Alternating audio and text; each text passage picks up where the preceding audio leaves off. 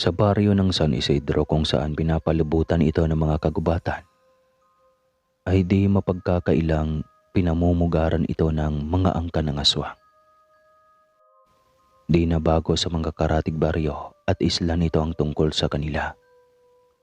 Payapa ang lahat gayong ang mga aswang roon ay mababait naman.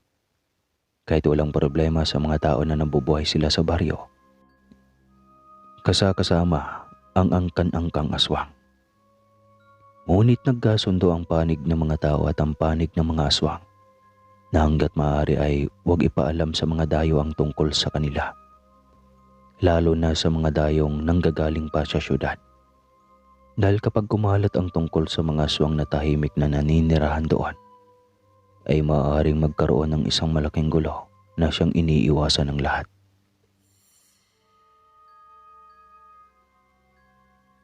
Lois, lumusong ka na sa ilog at subukan mong manghuli ng mga isda.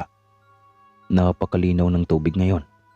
Siguradong nagkukumpulan sila sa mga tipak na bato. O sige Kuya Aaron, itatabi ko na lang muna itong pares ng tsinelas ko. Simulan mo na ring maglipat ng apoy dahil sigurado akong matataba ang mga isda dito kaya't masarap ihawin. O sige, magpapalipat ako ng apoy ngunit huwag nating ihawin lahat sapagkat mas nais nila itay at inay na kainin ng mga ito na hilaw. Wika ni Aaron. Kasalukuyang nasa tabi ng ilog ang magkapatid na sina Luis at Aaron. Isa sila sa mga pamilyang aswang sa baryo ng San Isidro. So ting sasapit ang gabi kung saan sila nagiging isang halimaw, ay tanging mga baboy ramo, usa at iba pang mga kahayupan sa gubat ang tanging nilang kinakain. Sinisip-sip muna nila ang mga dugo nito bago kainin ng karne. Karamihan sa mga aswang ay pinipiling manirahan sa kagubatan kung saan nga mas marami ang mahuhuli nilang kahayupan dito at kabilang na doon ang pamilya ni Aaron.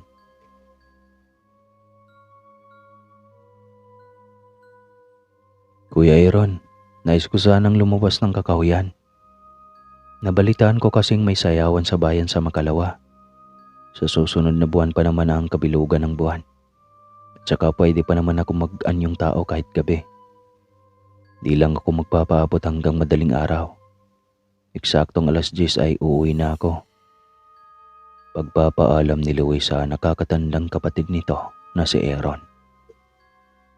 Nilunok naman ni Aaron ang inunguya niyang parte ng isda at saka umusal. Hindi maaari, Luis. Siguradong hindi tayo papayagan nila itay. At malay mo, may biglang dumayo na albularyo o antingero roon. Siguradong yari tayo sa kanila. Sagot nga ng binatang kapatid na si Aaron. Ngunit kuya, isang beses lang ito sa isang taon. Masyado na akong nabuburyong dito sa kagubatan. Masama bang magsaya kahit sa loob ng kakonting oras? Bahagyang kumunot ang noo ni Aaron, ngunit mukhang konti na lang ay makukumbinsi na siya ni Luis. Sino bang makakasama mo pag pumunta doon? Sina Delphine kuya, at saka yung isa naming kaibigan na tao na si Jason. Balita ko nga'y pupunta din roon ang kapitbahay nating aswang na si Mang Ramon at si Tanya. Salaysay ni Luis habang nag-ihaw pa ng isang isda. O siya, magpapaalam tayo kina itay mamaya at mas mabuti na rin siguro kung sasama ako upang may bantay ka. Sabat naman ni Aaron na siyang ikinangisi ni Luis. Sige kuya, mas maigi nga iyan. Masayangang umuwi si Luis kasama ang kanyang nakakatandang kapatid. Nagdala na din sila ng mga hilaw na isda na karamihan ay tilapia at hito. 3 silang magkakapatid na puros lalaki. Ang panganay ay may asawa na, kaya tumiwalay na rin ito sa kanila. Ang mga aswang ay di pwedeng ipakasal sa mga tao at iyon ang isa sa pangunahing patakaran nila. Sa kabutihang palad ay wala pa namang napapabalitang aswang na nagkagusto sa isang tao. kaya tahimik pa rin ang buong baryo. O Lois, Aaron, saan ba kayo galing? Kanina ko pa kayo hinahanap. Bungad agad ng ina nila na si Victoria. Pagkarating ng dalawa niyang anak sa mumunti nilang tahanan sa kakahuyan. Inilapag naman ni na Aaron at Lois ang dala-dala nilang basket na siyang pinaglagyan nila ng mga nahuli nilang isda. Nanghuli lang po kami ng mga isda sa ilog, inay, sagot nga ni Lois.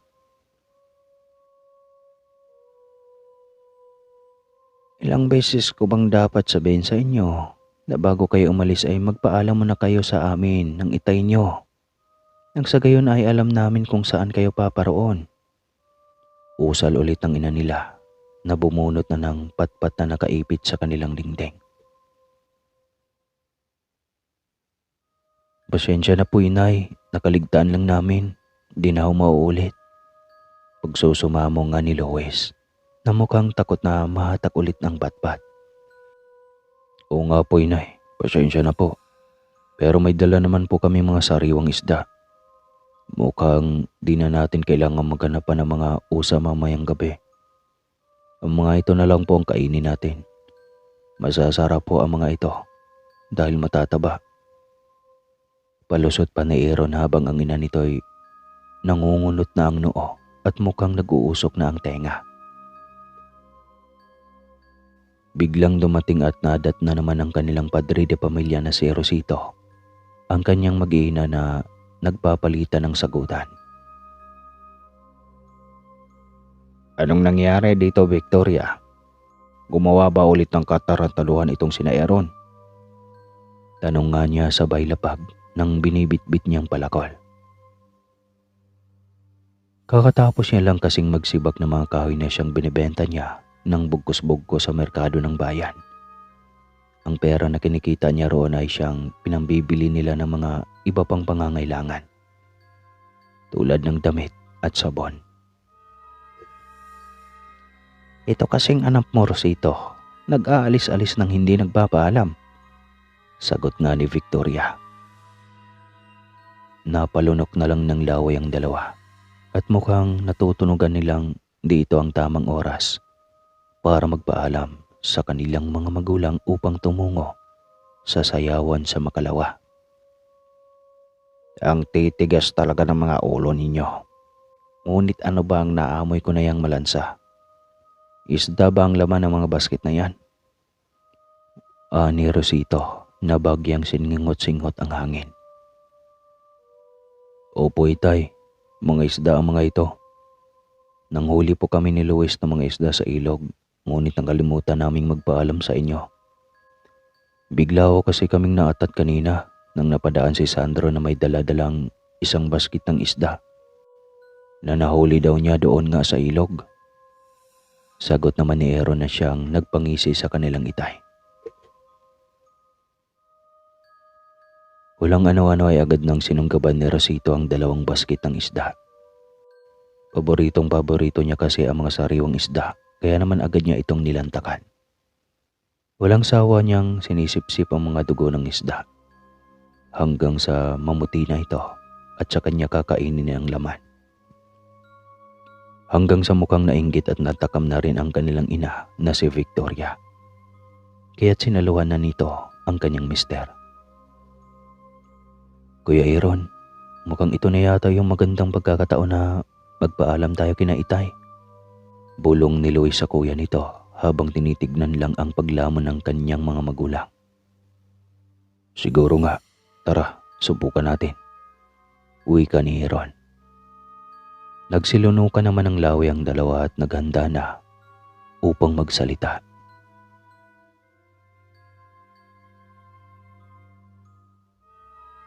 Naitay, magpapaalam ho sana kami na pupunta sa sayawan sa bayan sa Makalawa. Huwag po kayong mag-alala, sasamahan ko naman po si Luis upang bantayan siya. Dagdag naman ni Aaron, ngunit di man lang nagangat ng tingin sina Victoria at Rosito sa mga anak nito. Patuloy lang nilang nilalaman ang mga isda at di pinatawad maging ang mga tinik na mga ito. O siya, sige sige. Maaari kayang umalis sa Makalawa ng gabi. Ngunit umuwi kayo ng maaga. At saka manghuli pa kayo ng mga isda na to bukas. Pumayag nga si Rosito. Halos tumakas na ang mga nginunguya niya sa kanyang bibig habang nagsasalita. Napangiti naman ng malawak ang dalawa. O di ba kuya, sabi ko sa'yo eh. Buti na lang talaga at dinala natin sila ng isda. Mabuti naman at di nila tayo pinagalitan. Bagkus ay pinayagan pa nga. Bukas na bukas ay handa na natin ang mga susuotin natin sa Makalawa. Excited na nga rin ako. Sus, akala ko ba kuya ayaw mo doon? Halos hindi mo nga ako payagan kanina eh. Tapos ngayon mukhang naaatat ka na. Abay, hindi naman ako naaatat. Gusto ko lang makapaghanda ng maaga. Sinusubukan pang magpalusot ni Aaron sa kapatid nito. Ngunit, umulma sa mukha niya na nasasabik na rin siya sa magaganap na sayawan. Kinabukasan nga ay bumalik ang dalawa sa ilog upang manghuli ulit ng mga isda, gaya ng na-request ng kanilang ama.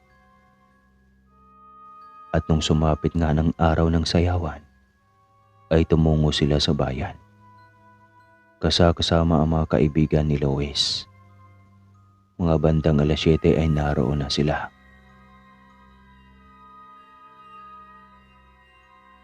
Aba Aaron, mabuti at lumabas ka ng kakahuyan. Nakita ko ulit iyang napakagwapo mong mukha at matikas mong katawan. Puri ni Bebang kay Aaron. Si Bebang ay isang normal na tao at may isang maliit na tindahan malapit sa kakahuyan kung saan sukin niya ang mga aswang. Naku Aling Bebang, pinapaigting ninyo ang tenga ko. Di naman ako ganun kagwapo. May ngiting sabat nga ni Aaron. Sa totoo naman kasi ay napakagwapo ng binatang si Aaron.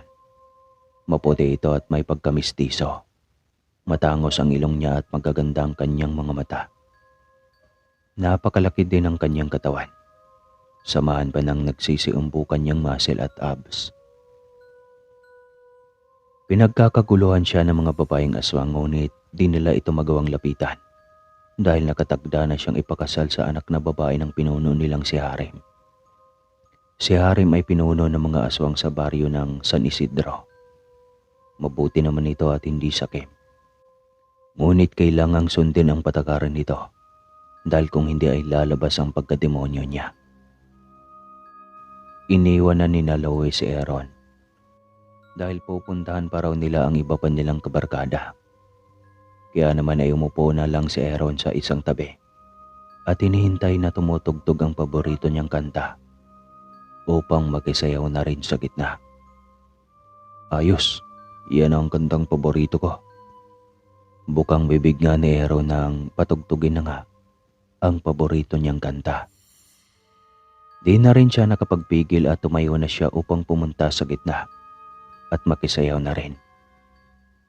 Todo hataw ang binata na animoy isang ibon na kakawala lang sa hawla.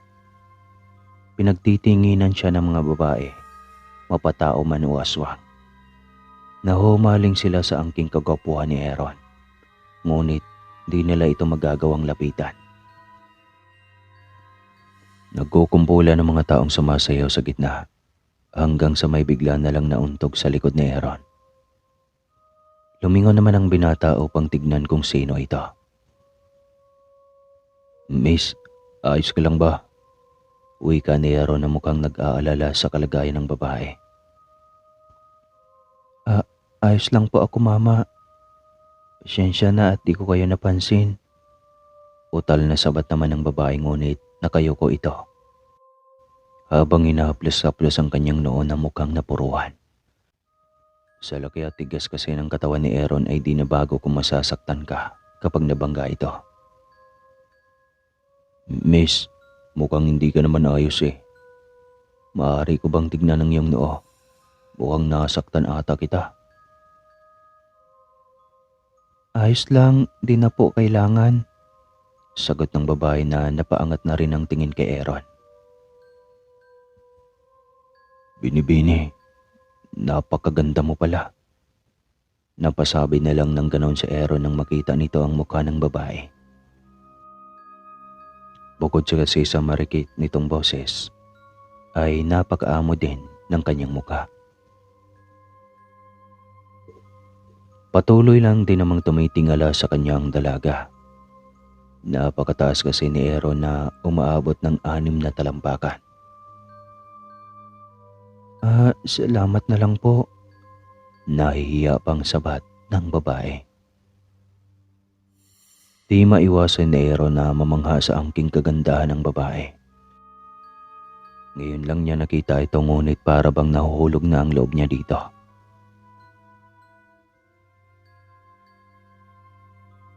Walang halong biro, miss. Napakaganda mo talaga. Maaari ko bang malaman ang iyong pangalan? Freya. Freya ang pangalan ko. Ganoon ba? Napakaganda naman ang iyong pangalan. Bagay na bagay sa iyo. Ako naman si Aaron. Maaari din bang makipagkamay? Napangiti na lang ang dalaga sa kanya at marahang ibinigay ang kanyang palad upang makipagkamay. Napangiti naman ang malaki si Aaron dahil nahawakan nito ang malambot na kamay ng dalaga. Ngayon lang din ako nakakita ng isang binibining ubod ng ganda. Minsan lang ako kung lumabas, kaya siguro di kita nasilayan dati. Napakaromantiko ng tugtog. Maaari ba kitang isayaw? Iyon ay kung papayag ka, Freya. Namula ang pisngi ng dalagita nang ayain siya ni Aaron. Namangha din siya sa angking kagapuhan ng binata. Ngunit Aaron, baka magalit ang iyong nobya. Wala akong nobya, Freya. Kaya't malaya tayong makakasayaw. Sigurado ka ba? Kung nais mo, edi sige. Paborito ko kasi yung kanta na yan. Pumayag nga si Freya na siyang ikinasaya ni Aaron. Kung ganoon, payagan mo kung ilagay ang mga kamay ko sa iyong bewang, habang ang mga kamay mo'y itungtong mo na rin sa aking balikat. Sabayan natin ang ritmo ng kanta hanggang sa magsawa na tayo, Freya. Mapang-akit na bulong ni Aaron kay Freya. Sinunod naman ni Freya ang mga sinabi niya. Marahan niyang inilagay ang kanyang mga kamay sa balikat ni Aaron, habang si Aaron naman ay dahan-dahang ipinupulupot ang kanyang mga kamay sa pakurba at manipis na bewang ni Freya. Dahan-dahan silang sumayaw, pasalin-salin ang kanilang mga paa habang dire-diretso ang pagkatitig sa isa't isa. Sinabayan nila ang ritmo at ugong ng kanta. Niwala silang pakialam kahit na halos lahat ng tao roon ay sa kanila nakapokus ang tingin. Patuloy lang nilang nilalasap ang romantikong sayaw. Aaron, mukhang nakatingin sila lahat sa atin. Naiilang na ako. Napabulong si Freya kay Aaron dahil kanina pa nakatitig ang mga tao sa kanilang dalawa. Hayaan mo silang tititigan tayo, Freya. Malabitwin kasi tayo na nakawala sa kalangitan, kaya ito, namamangha sila sa atin. Marahang bulong naman ni Aaron kay Freya. Nakikilita ang dalaga sa pagdampi ng hininga ni Aaron sa tenga nito. Si Aaron na isang aswang ay mukhang naengkanto ng ganda ni Freya, habang si Freya naman ay nabihag agad ni Aaron. Ni walang ginagamit na kahit anong orasyon o salamangka. Hindi ko alam kung bakit ako pumayag na makasayaw ka. Ganong bago lang kita nakilala. Ano bang meron sa'yo, Aaron? Oh, talaga ba? Siguro mag-soulmate tayo, edi kaya ay magkasintahan noong fast life natin. Napangiti ang dalaga habang nakatingala kay Aaron. Sa pagngiti niya naman ay mas nahumaling pa sa kanyang binata. May pagkapilyo ka rin pala, Aaron. Ani nga ni Freya.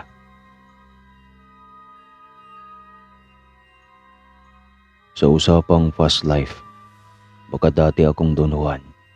Habulin ng mga babae ngunit ikaw lang ang nakabihag sa akin. Kilala mo ba si Doña Magdalena? Ay hindi, ikaw na nga pala yon. Sarkastikong wika nga ni Aaron habang may malanding ngiti. Talaga? Kung ganoon, paano naman sila namatay? Tanong naman ni Freya na di maiwasang umiti din. Namatay sila sa sobrang pagka-addict sa isa't isa. Hindi na sila nakagalaw at namatay sa pagkalak ng mga labi nila. Ang intense no, pero huwag kang magalala.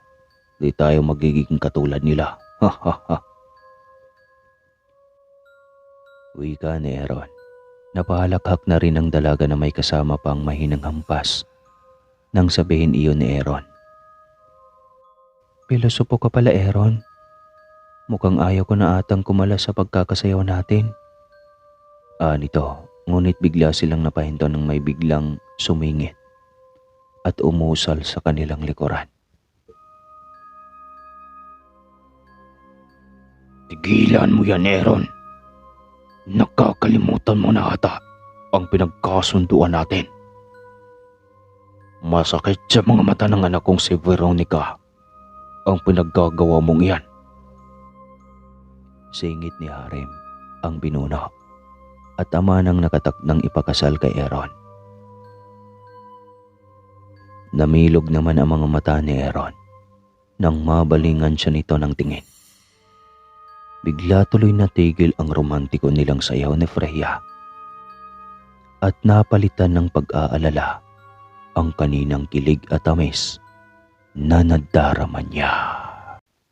Mga Harim, isinayaw ko lang saglit si Freya. Wala naman po kaming ginagawang masama. Wika nga ni Aaron habang si Freya naman ay napasiksik na sa kanyang dibdib. Sino ba ang babaeng iyan?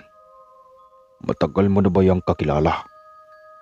Mukhang bago pa lang ang mukha niya dito. Ngayon ko lang din siya nakita.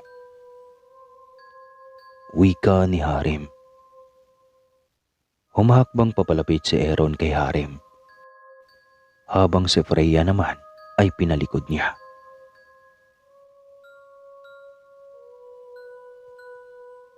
Huwag na pong maraming tanong, Mang Harim. Inabala niyo po kami. Pumaskil ang galit sa mukha ni Harim nang marinig iyon mula kay Aaron. Nakakalimutan mo atang pinuno mo ang nasa harap mo, Aaron. Palalagpasin mo na kita ngayon. Ngunit, makakatikim ka sa akin kapag nagdidikit-dikit ka pa rin sa estranghera na yan. Panakot pa ni Harim bago ito tumalikod at umalis. Aaron, sino ba ang mamang iyon? Tsaka, sino si Veronica na nakatakda daw na ipakasal sa iyo? Sunod-sunod na tanong nga ni Freya habang naguguluhan sa mga nangyayari. Lalo't pat nagsimula ng magbubulong-bulungan ang mga taong nasa paligid nila. Wala iyon, Freya. Isa lamang siyang baliw. Saan ka ba paparoon at anong oras ka uuwi? Gusto mo ihatid na kita? Wag na, Aaron. May sasakyan naman si Tia Mina. Sila ang susundo sa akin at maya-maya ay uuwi na rin ako. Aaron, umuwi ka na. May nalalabag ka na. Mas mabuti pang matulog ka na lang sa bahay ninyo. Tinaboy na mga normal na tao si Aaron. Ayaw na ayaw kasi nilang magalit ang pinunong si Harim. Namutla ang binata. Lalo't pat masama na ang tingin ng mga tao at aswang sa kanila. Freya, mauuna na ako. Pero bukas magkita ulit tayo ha. Ito ang mapa at direksyon. Huwag kang magsasama ng iba at huwag mo ring ipaalam kahit kanino na magkikita tayo. Huwag kang mangamba, Freya. Hindi ako masama. Gusto lang talaga kitang makasama at makilala pa ng lubusan. Bulong na bilin pa ni Aaron at saka marahang iniabot kay Freya ang isang papel na may nakaukit na mapa. Astig naman nun, may mapa talaga. Inabot naman ito ng dalagita na mukhang nagtataka. O sige, pareho lang naman tayo. Gusto din kitang makilala ng mabuti. Mag-iingat ka sa pag-uwi. Bukas na lang ulit, Aaron. Hintayin kita doon. Sumang-ayon nga sa Freya. Dala na rin ng pagkahumaling niya sa binata. Ikaw din, Freya. Mag-iingat ka sa pag-uwi. Asahan kita bukas. Agad ngang tumalikod si Aaron at nilisan na sa Freya. Palingon-lingon pa siya dito hanggang sa matabunan na ng mga iba pang nagsasayaw si Freya. Mag-iingat ka, Aaron. Isang dayo ang babaeng nakasayaw mo kanina. Mas mabuti pang huwag ka nang magpakita sa kanya kung ayaw mong magkagulo. Bulong pa sa kanya ni Aling Bebang. Napag-isip-isip tuloy ni Aaron na kung makipagkita siya kay Freya, ay mas mabuti na lang na isekreto iyon. At sa tagong lugar niya ito kikitain. Umuwi nga si na Aaron ng maaga na hindi na sila nakaabot pa hanggang sa 10:00 ng sayawan. Agad na napahilata si Aaron sa kanyang matigas na kamang sinapinan ng banig sa sobrang pagod. Isip-isip niya si Freya habang nakahiga pa ang kanyang ulo sa kanyang magkabilang braso. Tumatakbo pa rin sa utak niya ang mga pangyayari kanina, lalo na ang maganda at maamong mukha ni Freya. Pagka kinabukasan nga ay nagkita ulit sina Freya at Aaron. Sinundan ni Freya ang mapang binigay sa kanya ni Aaron at natunton nga niyang isang bakanting lote na walang mga kabayan ni taong pag-alagala. Tanging malalaking puno lang ang naroroon at medyo masukal. Bahagyang natakot ang dalagita sa kanyang nadatnan. Ngunit kaagad din itong napawi nang marinig na niya ang boses ni Aaron mula sa kanyang likuran. Freya, napakaganda mo sa iyong suot-suot na bulaklaking bestida. Huwag kang matakot.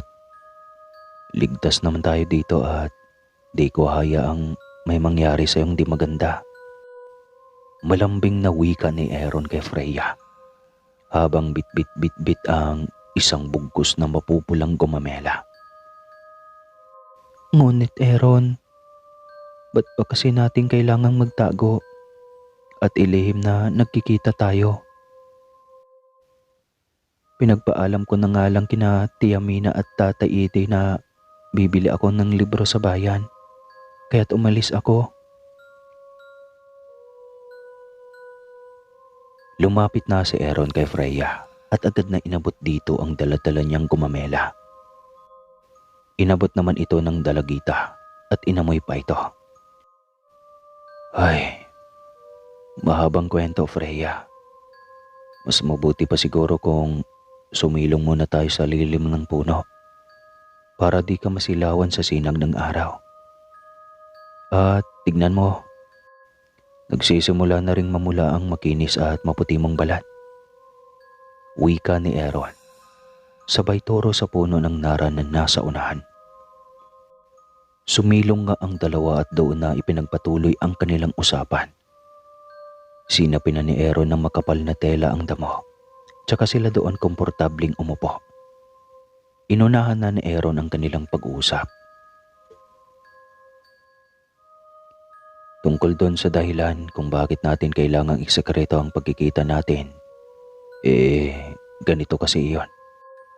Istrikto ang mga magulang ko at ipinagkasundo na nila akong ipakasal sa anak na babae ni Mang Harem, yung lalaking sumira sa kasiyahan natin kagabi. Panimulang kwento ni Aaron. Nagdulot naman ito ng lungkot sa mukha ng dalagita. Kung ganoon, bakit nakikipagkita ka pa sa akin? Gayong may makakaisang dibdib ka na pala. Nakayuko nga na tanong ni Freya.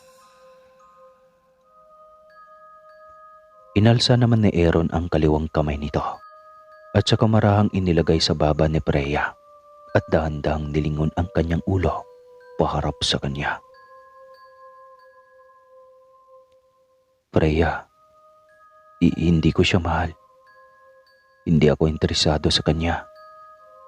Sa'yo ko lang naramdaman ang pagka-interes at unang beses ko ito. Kaya nga gusto pa kitang makilala ng lubos para mas lumalim pa ang pagsasama natin. At nang sa ganun ay may katuturan at pinanggalingan ang nararamdaman ko para sa'yo.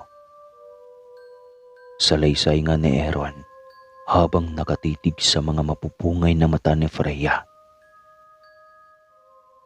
Napalunok naman ng sariling laway ang dalagita. Naiintindihan ko, Aaron. Kaya nga ako nandito kasi tinakasan ko ang aking ina. Pilit niya rin kasi akong ipakasal sa anak ng milyonaryong pinag-utangan niya. Nalubog kasi siya sa utang sa kakasugal. At mukhang ako ang ipambabayad niya. Mabuti na lang at di sumang-ayon sa kanya si Itay. Kaya tinala niya ako dito sa baryo mo at nakiusap sa mga katsiyahin ko na dito na muna kami makikitira upang makatakas. Abot-abot ang gulat at saya ni Aaron nang sabihin iyon ni Freya. Di niya lubos akalain na pareho lang pala sila ng sitwasyon. Ngunit, sa tingin mo ba, Aaron, may mabubuo tayong pagtitinginan sa isa't isa? Nararamdaman kong mukhang hindi yan imposible, Freya. Basta bahayaan mo kung ligawan ka. So kung ganon, di pa pala panliligaw ang tawag mo sa ginagawa mo ngayon. Alam mo ba, Aaron, kagabi pa lang nung unang kita ko sa'yo, ipayag na akong ligawan mo ko. Nakuha mo kasi ang atensyon ko. Ikaw yung lalaking mukhang perpekto para sa akin. Nasabi ko nga sa sarili ko kagabi na napakaswerte naman ng nobya mo. Bahagyang gumalaw ang magkabilang tenga ni Aaron nang marinig ang mga katagang binitawan ni Freya. Nagmukha na rin siyang kamatis dahil sa pula ng kanyang mga pisngi. Nananatili lang siya sa pagyuko para makausap at makatitigan ang dalagita ng maayos. Nagagalak ako sa sinabi mo, Freya. Hayaan mo. At mas iigihan ko pa ang panliligaw sa iyo. Rerespetahin kita at di ko tatangkain hawakan ang ilang parte ng katawan mo hanggang sa maangkin na kita. Tumango ang dalaga at ngumiti. Sinuklian naman siya ng mas malaking ngiti ni Aaron. Walang sawang nag-usap ang dalawa. Kung ano-ano na lang ang topiko na karamihan ay tungkol sa kanila. Pagsapit ng tanghali ay humiwalay na rin ang dalawa at nagdesisyong umuwi na dahil baka hinahanap na sila. Masayang naglalakad-lakad si Aaron pauwi. Ngunit agad din itong kumupas nang bungarin siya ng di inaasahang bisita sa kanilang mumunting bahay. Aaron, siguradong namimiss mo na ako. Pasensya na at nagbakasyon pa ako sa kabilang isla kaya't matagal na tayong di nagkasama. Bungad na saad ni Veronica sa kanya at agad na sinunggaban siya ng mahigpit na yakap.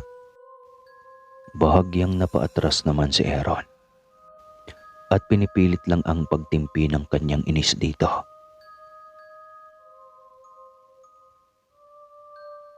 Anong ginagawa mo dito? Ba't mo pang naisipang bumalik? Inis nga nasabi ng binata habang sinusubukang kumalas sa yakap ni Veronica. Nakakalimutan mo na bang malapit na ang araw ng kasal natin, mahal? Tignan mo ang mga magulang mo at si Tatay Harim na nagkukumpulan. Pinaplano na nila ang kasal natin. Wika ni Veronica na sumiksik na sa dibdib ni Aaron.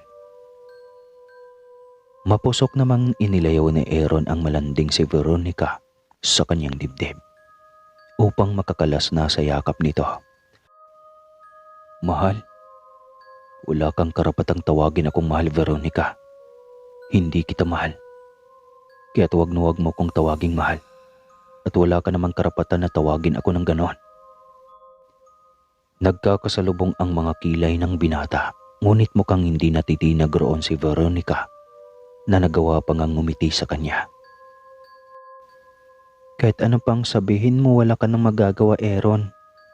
Ikaw ang gusto ko kaya't maaangkin pa rin kita kahit ayaw mo. Ang kapal ng mukha mo, Veronica. Niwala kang respeto sa sarili mo dahil pinagpipilitan mo yung sarili mo sa taong hindi ka naman mahal. Dumidilim na ang paningin ni Aaron kay Veronica. Nais niya man itong talikuran ngunit agad siyang sinita ni Harim. Naririnig ng matalas kong tenga ang usapan ninyo ng anak ko, Aaron. Mukhang di mo ata nare-respeto ang Monica iha ko na siyang prinsesa ng mga aswang dito sa baryo. Sumunod ka sa nais ng anak ko kung ayaw mong dumanak ng dugo sa buong baryo. Pananakot nga ni Harim. Bumuntong hininga naman si Aaron at saka binalingan ng tingin si Veronica. Dumating din sa balkonahe ang kanyang mga magulang at kapatid nang marinig ang bulyaw ni Harim. Anak, mukhang di yata maganda ang pagbungad mo kina Veronica. Matagal na natin tong napag-usapan at napagkasunduan. Wala ka na magagawa. Makikipag-isang dibdib ka sa kanya pagkatapos ng 3 buwan. Wika pa ni Rosito sa anak nitong si Aaron. Nanlumo ang binata ngunit pinipilit pa ring magpakatatag. Naalala pa ng binata ang banta sa kanya ni Harim noong nasa sayawan sila ni Freya. Ayaw niyang madawit si Freya sa gulo. Ngunit mas nangingibabaw pa rin ang pagtingin niya rito. Umalis sa bahay sina Harim nang may pagbabanta. Ngunit di pa rin nagdadalawang isip si Aaron na ipagpatuloy ang panliligaw niya kay Freya. Nakikipagkita pa rin siya dito doon sa bakanting lote na siyang naging unang tagpuan nila. Naging saksi ang mga nagsisitaasang mga puno at mga likas na kahayupan. Tulad ng mga ibong matatayog ang lipad sa naging proseso ng taimtim at matamis na panliligaw ni Aaron hanggang sa maangkin na nga si Freya. Di naman sinabing nasibak. Aaron, ilan ang gusto mong anak? Tsaka anong gusto mong maging propesyon nila? Mapang-akit na wika na Freya sa nobyo nitong si Aaron habang nakahiga ang kanyang ulo sa binti nito. Ngumiti naman sa kanya si Aaron na walang sawang hinahaplos ang kanyang makapal na buhok.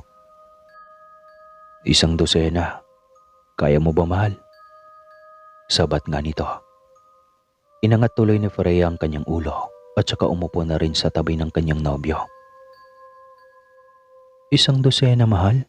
Naku, gagawin mo ata akong inahing baboy eh. Reklamo naman ni Freya habang nakanguso.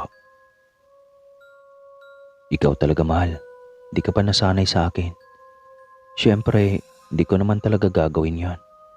Lalo pa tayo kung mahirapan ka. 2 o 3 anak pwede na. Huwag lang 1.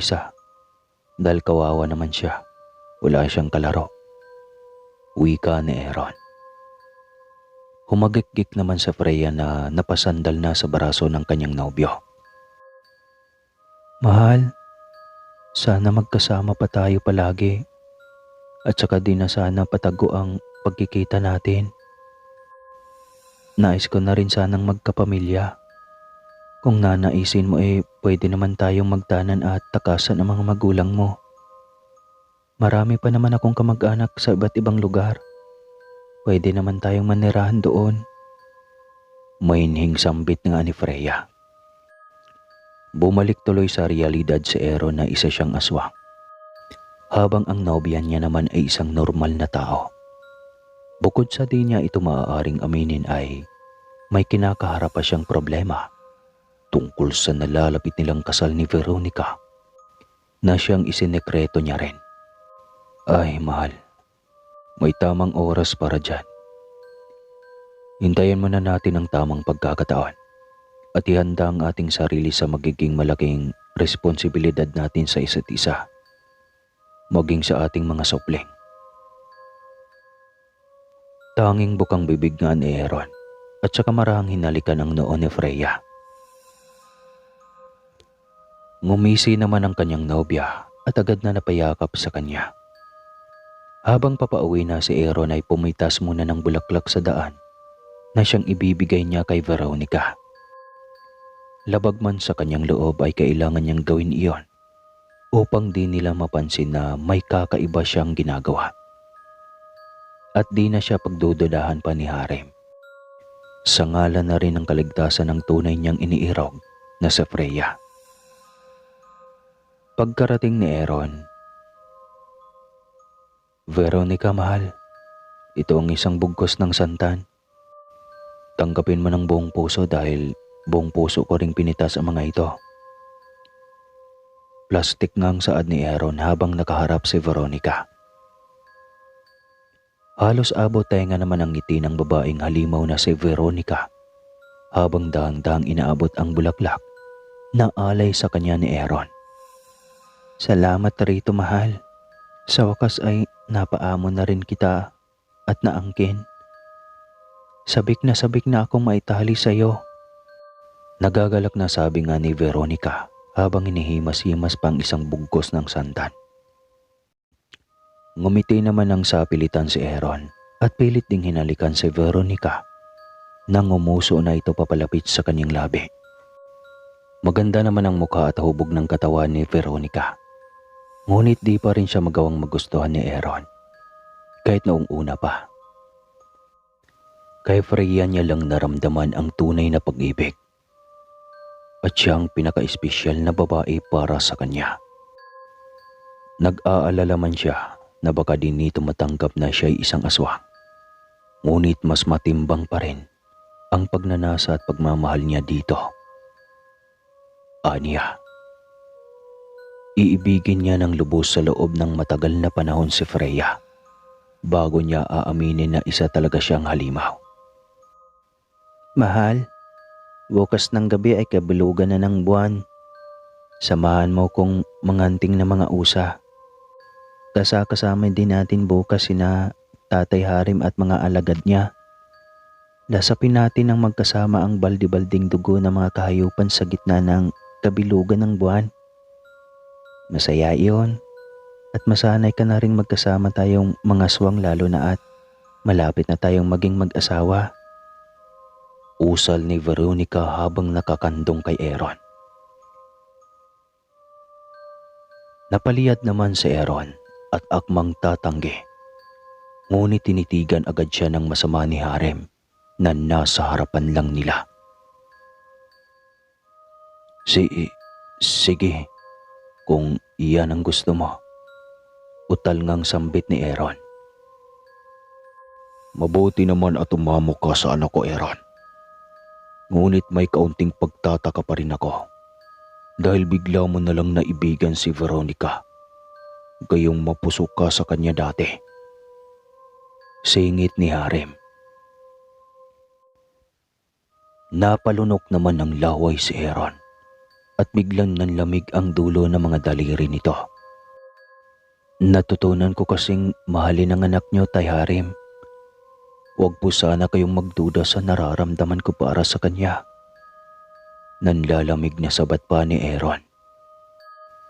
Bumaling naman si Veronica sa kanyang ama at nilapitan ito upang kausapin. Naiwang nakaupo si Aaron sa bangko habang palalim ng palalim ang iniisip nito. Magkape ka na. Pagsapit ng gabi ng kabilugan ng buwan, ay nagsibagong anyo ang mga aswang sa San Isidro. Alam na alam ito ng mga tao sa baryo, kaya't minabuti na nilang manatili sa kanilang mga bahay at matulog ng maaga upang di maistorbo o masagupa pa ang mga mababagsik na aswang. Nagbagong anyo ang mga aswang bilang isang pusa, baboy, ibon o aso. Karamihan sa kanila ay naging isang malaking ibon. Kasama na roon si Harem, habang sina Aaron at Veronica naman ay naging isang malaking itim na aso. Namumula ang mga mata ng bawat aswang at sabik na sa dugo at laman ng mga kahayupan. Nagtataka si Freya kung bakit maagang nagsiuwian ang mga tao sa baryo sa kani-kanilang tahanan. 6:00 pa lamang ay sarado na ang mga pinto ng mga bahay at wala nang ni isang tao ang nagpagala-gala sa daan. Anak, huwag kang magtaka. Matulog ka na ng maaga. Normal lang ito dito. Ani Ede, ang ama ni Freya. Natigilan naman si Freya mula sa pagkatulala niya sa ilaw ng gasera. Ramdam na ramdam niya ang kaba. Ngunit mas nananaig pa rin ang pagkasabik niya kay Aaron. Lumakad na nga lang ito papasok sa kanyang kwarto upang matulog na nga.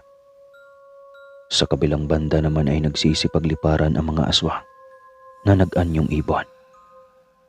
Dinadagit nila ang mga nagdadaanan nilang mga kahayupan. Ang ibang tao naman ay nag-alay ng mga alagan nilang baboy at manok upang mabusog at di maubusan ng pagkain ang mga mababagsik na aswang. Normal lang na sa tuwing kabilugan ng buwan, ang lahat ng aswang ay magkakasama sa paghahanap ng pagkain. Nagkasundo na ang magkabilang panig na halos 1 siglo na ang nakakalipas, kaya't di maaaring gumalaw ang ni isang aswang ng tao o di kaya ay bangkay na nakaburol. Todo takbo ang ginawa ni Aaron na naging malaking aso. Makadakip lang ng baboy ramo. Walang sawa niyang sinisipsip ang mga dugo nito at saka papapakin. Gayon din si Veronica na buntot ng buntot sa kanya. Maya-maya ay natigilan si Aaron nang maaninag ang isang nakasampay na bestida sa labas ng nadaanan niyang bahay. Pamilyar na pamilyar ito. Iyon kasi ang paboritong bestida ng kanyang nobya na si Freya. Ito palang tahanan ng iniirog ko. Wika ni Aaron sa isip nito habang titig na titig sa bulaklaking bestida. Aaron, mahal. Ba't bigla kang huminto? Biglang usal sa kanya ni Veronica nang madatnan siya nito na nakaupo na sa harapan ng bahay. Wala naman. Napagod lang ako, mahal. Sabat naman ni Aaron at tumayo na. Naamoy ni Aaron ang mabangong amoy ni Freya. Kaya't napagtanto nitong naroroon nga sa tahanang iyon si Freya. Tumaas pa ang malalaki at mahahaba niyang tenga nang marinig ang tinig ng kanyang nobya. Biglang natameme ng ilang saglit si Aaron habang naaalala ang maamong mukha at boses ng kanyang nobya. Aaron, mahal. Tara na. Gusto ko pang manghuli pa tayo. Mamaya ka na lang magpahinga. Inis na sambit na ni Veronica. Sabay labas pa ng pangil nito. Lumakad na nga lang si Aaron at sinundan ang malanding si Veronica. Nang sumilip na ang araw ay bumalik na sa taong anyo ang mga aswang. Mahina ang mga aswang tuwing umaga, lalo na kapag masyado silang napagod sa panghuhuli ng mga pagkain kagabi. Nagising sina Aaron at Veronica sa ilalim ng puno, kung saan sila nadatna ng pagod at natulog kagabi. Pareho silang walang saplot, sapagkat kapag nag-aanyong halimaw na sila ay napupunit o di kaya'y nahuhubad ang kanilang mga suot.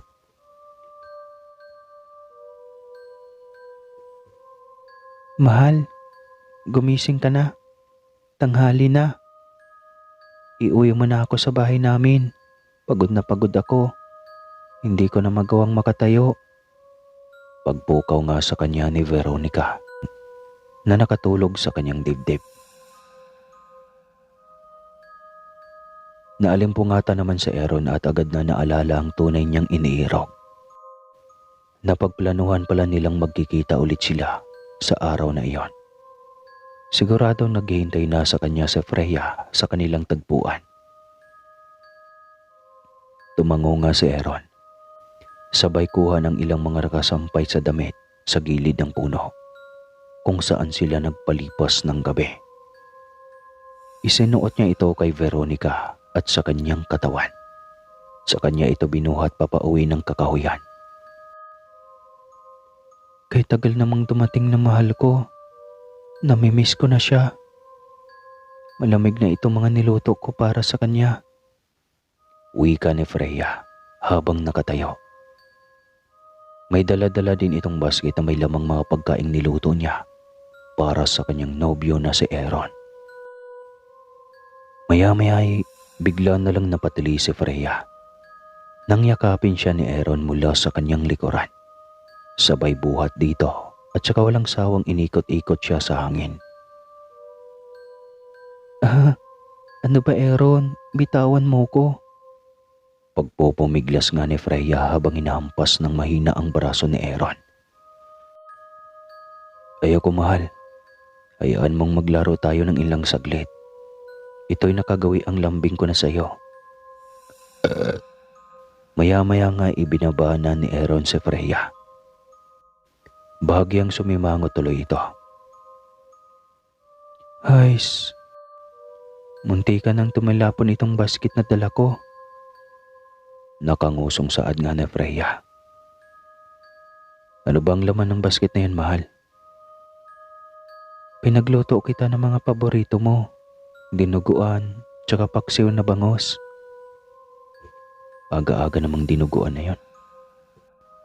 Pumaskil sa mukha ni Aaron ang kagalakan. Sabay kuha ng basket na dala-dala ni Freya at marahan itong binuksan. Wow, ang sasarap na mga ito, mahal. Napakaswerte ko naman sa'yo. Bukod sa maganda ka na, masarap ka pang magluto.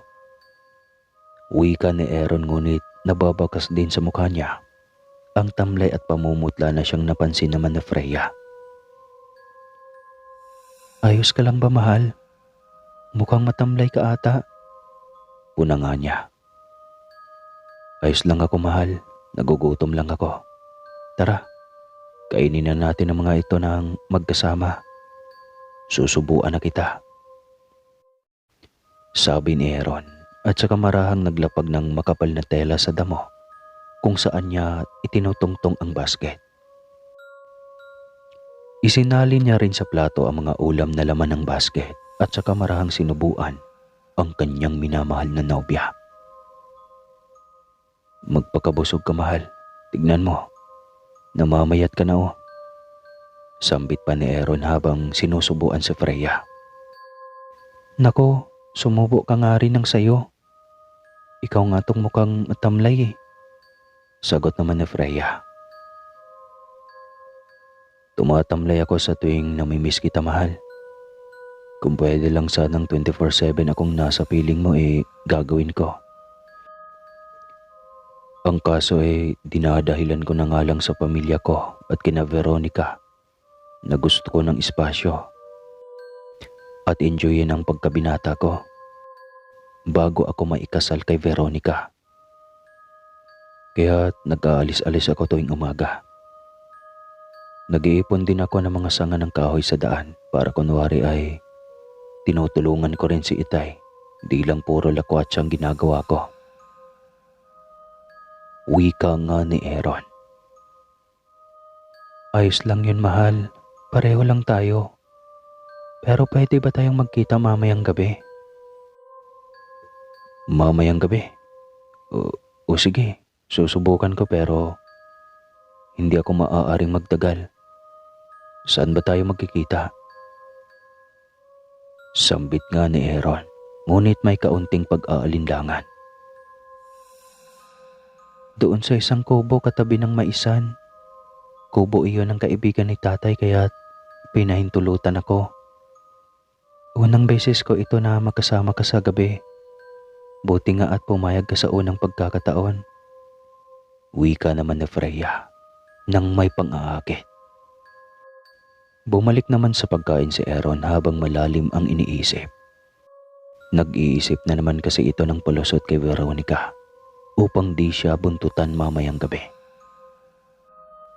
Kinahaponan nga, nagkita sila ni Veronica. At sinabi niya rito ang gusto niyang mangyari. Ngunit Aaron, gustong-gusto kitang makasama. Simula nung naging magkasintahan tayo, gusto ko na lagi na akong nakadikit sa'yo. Binibigyan na nga kita ng espasyo tuwing araw para magawa mo yung responsibilidad mo sa pamilya mo. Sana sa gabi ako naman ang pagbigyan mo. Importante ba talaga ang gagawin mo mamayang gabi? Reklamo ni Veronica habang tinatadyak-tadyak pa ang kanyang mga paa. Nagpaalam na kasi si Aaron sa kanya na may gagawin itong importante mamayang gabi, kaya't di siya pwedeng samahan nito. Pagod ka na, Veronica. Labis na napagod ka kagabi. Magpahinga ka muna sa bahay niyo. Gusto ko lang sana ng oras para makapaghanda ng sorpresa para sa'yo sa papalapit na kasal natin. Sa tingin mo ba ay magiging isang sorpresa pa yon kung alam mo na ang pinagagawa ko? Salaysay nga ni Aaron. Yumuko naman si Veronica na para bang isang batang nawala ng singko. Hinawakan niya pa ang braso ni Aaron habang niyuyugyok. O siya, sige mahal.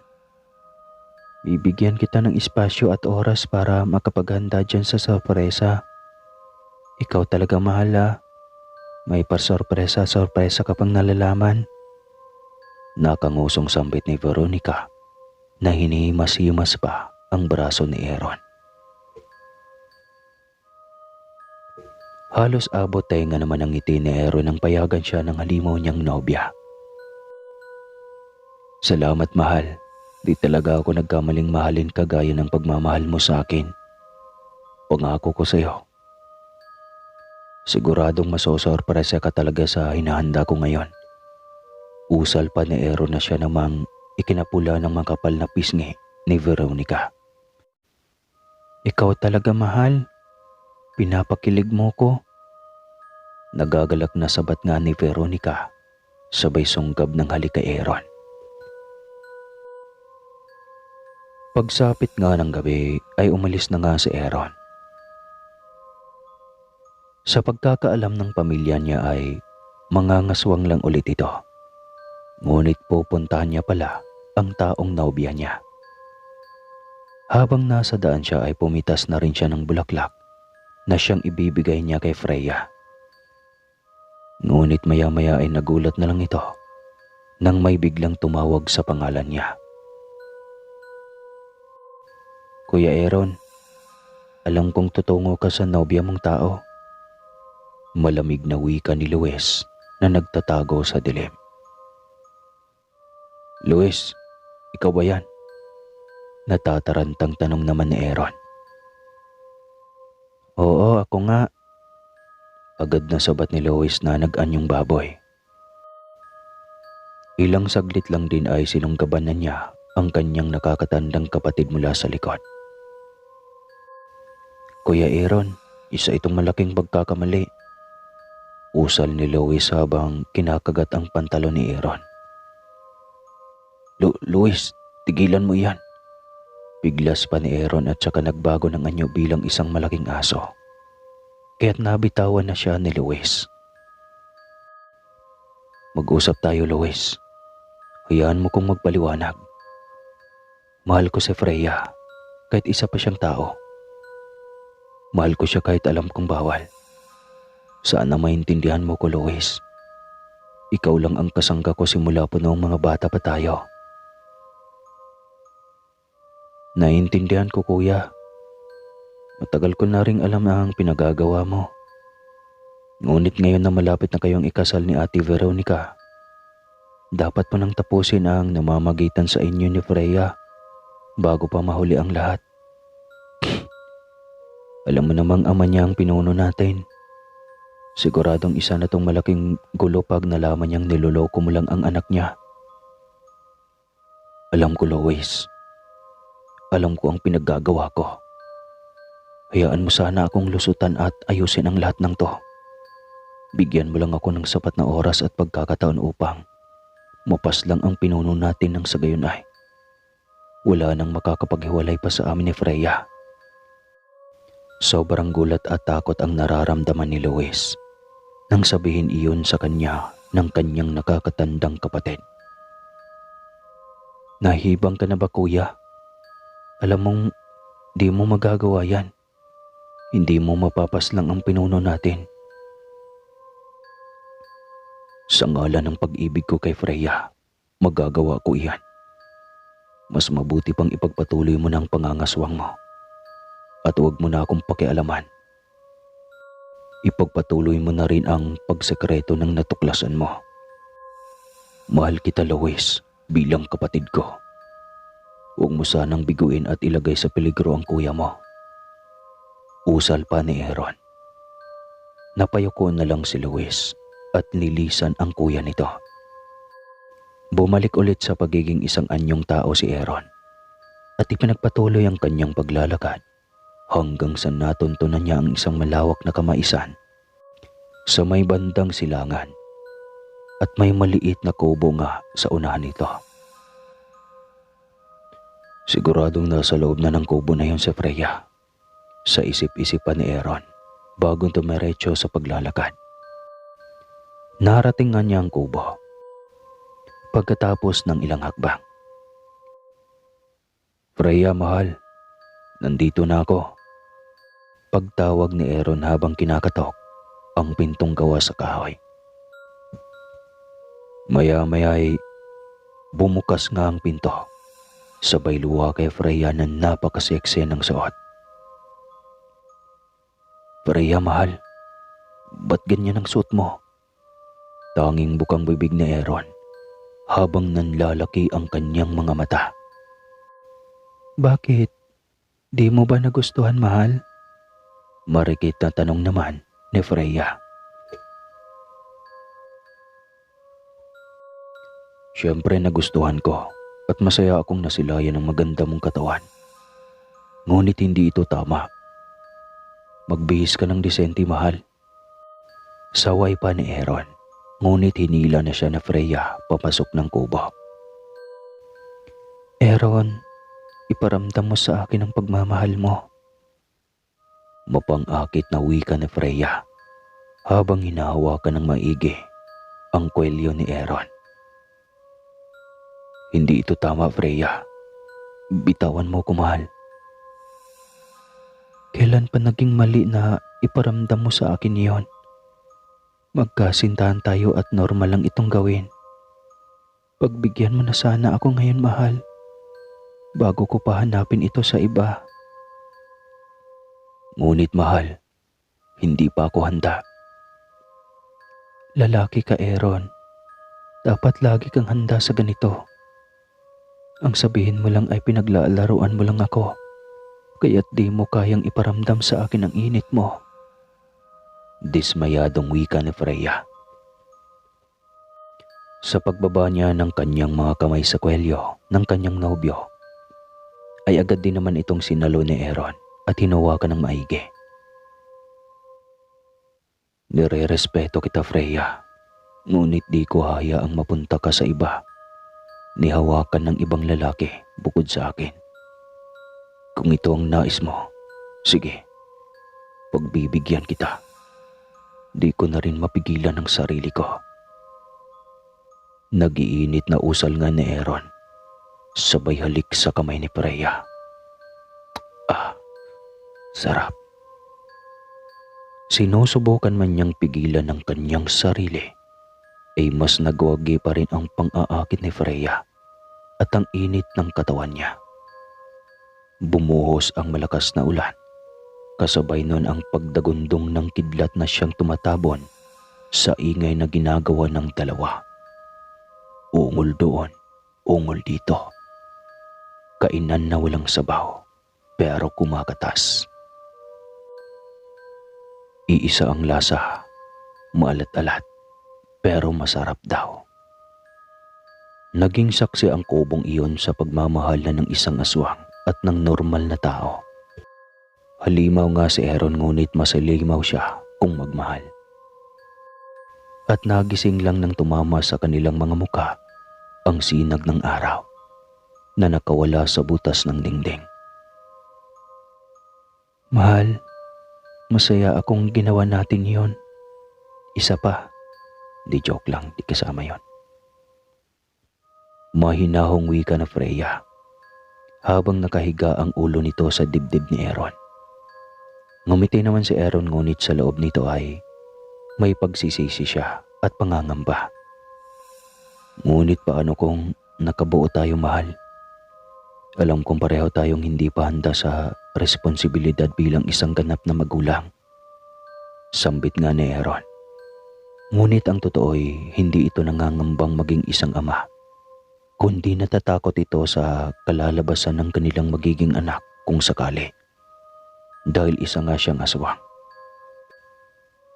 Huwag kang mag-alala, Aaron, mahal ko. Umiinom ako ng proteksyong halamang gamot. Di tayo makakabuo. Sabat ni Freya na siya namang ikinapawi ng pag-aalala ni Aaron. Mahal ko, sana naman ay matatanggap mo na ako. Ngunit di pa ako handang isiwalat sa iyo ang katotohanang halimaw ako. Hayaan mo sana akong maglaan ba ng mahabang oras na mahalin ka hanggang sa kampante na akong sabihin ang totoo. Sa isip-isip pa ni Aaron, sabay halik ng matunog sa noo ni Freya. Lumipas ang ilang linggo ay nasundan pa ang kababalaghan na iyon. Ngunit taliwas sa pagkakaalam ni Aaron ay hindi talaga umiinom ng proteksyon sa Freya. Papa, dalaw ang pintig ng pulso ko at di na ako dinatnan ngayong buwan. Nabuntis na nga ako ni Aaron. Ani Freya. Ngumiti naman ng malawak ang kanyang ama na si Ide. Sabay kuha sa pulso nito at idiniin ang dalawa niyang daliri upang kumpirmahin. Ngang dalawa ang pintig. Kung ganoon, tama ngang hinala ko. Nabubuntis ng isang aswang ang isang tao. Excited na akong makita kung anong kalalabasan ng sanggol kung ito'y isang kalahating halimaw. Job well done, Scientist Freya Madrid. Isa itong malaking distribusyon sa propesya ko sa mitolohiya ng bansa tungkol sa mga aswang. Kapag nagtagumpay ako sa plano ko'y magiging isang sikat na scientist na tayo, anak. Makikilala na din tayo maging sa ibang bansa. Masayang usal nga ni Ede na isang propesor at scientist. Napayoko naman sa Freya, sabay haplos sa kanyang tiyan. Patawarin mo ko, Aaron. Tanging bukang bibig pa ni Freya sa isipan nito. Magkape ka na.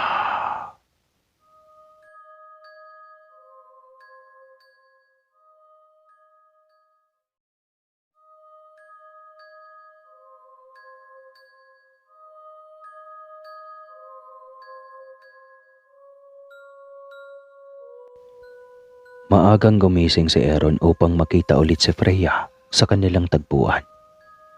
Nasasabik na itong makitang muli ang kanyang pinakamamahal. Nakaharap ito sa isang salamin habang marahang sinusuklay ang makapal niyang buhok. Halos maligo na rin siya ng pabango na siyang paboritong amuyin ni Freya. "Kuya, bis na bis ka," ani Lois. Bumaling naman sa kanya si Aaron, sabay lapag ng suklay sa ibabaw ng mesa. "O Lois, maaga ka ata ngayon na.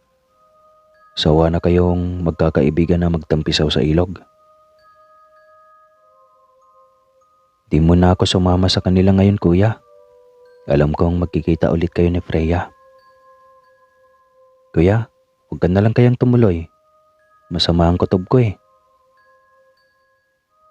Napatakbo na lang si Aaron papalapit kay Lois at saka tinabunan ng bibig nito gamit ang kanyang kamay. "Huwag kang masyadong maingay, Lois. Baka marinig tayo nila Itay," nito. Pumiglas naman ang kanyang kapatid, sabay kuha sa kanyang kamay sa bibig nito. "Wala sila dito, kuya. Nasa kota sila ni Mang Harim. Aligaga sila ngayon lalo na at ilang linggo na lang ay kasal niyo na ni na Ate Veronica." "Kahit na.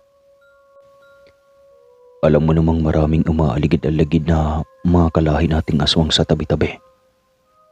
Paano pag narinig nila tayo? Baka mapahamak pa si Freya pag nalaman nila ang sekreto ko." "Baliw na baliw ka na talaga, kuya, sa babaeng iyon. Kuya, iwanan mo na siya.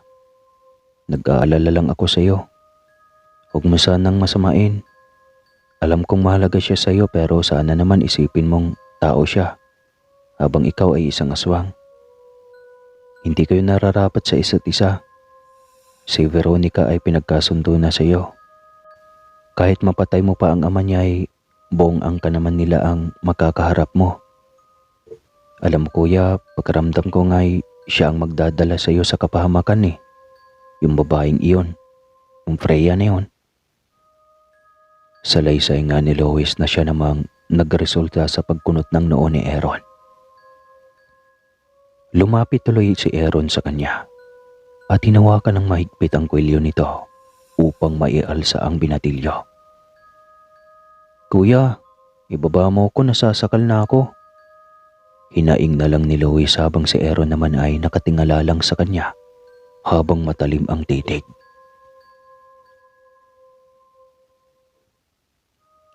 "Huwag na huwag mong sabihin kapahamakan lang ang dala ni Freya sa akin. Hindi mo alam kung kaano ko siya kamahal. Hindi mo alam ang istorya namin. Siya ang dahilan kung bakit nagkakulay ang masalimuot na mundong ginagalawan ko ngayon. Wala kang karapatang sabihan ng ganoon si Freya." Galit na usal nga ni Aaron na mayay-mayay ibinaba na rin si Lois. "Kuya, totoo naman ang sinabi ko. Kung ayaw mong maniwala sa akin, ayos lang. Basta mag-iingat ka palagi." Nakayo kong wika pa ni Lois bago umalis. Bumuntong hininga naman si Aaron at bahagyang nagsisisi sa ginawa niya sa kanyang kapatid. Dali-dali na lang niyang inayos ang kanyang sarili at naghanda ng umalis. Nang lumabas na ito sa kakahuyan ay dumaan muna siya sa maliit na tindahan ni Aling Bebang.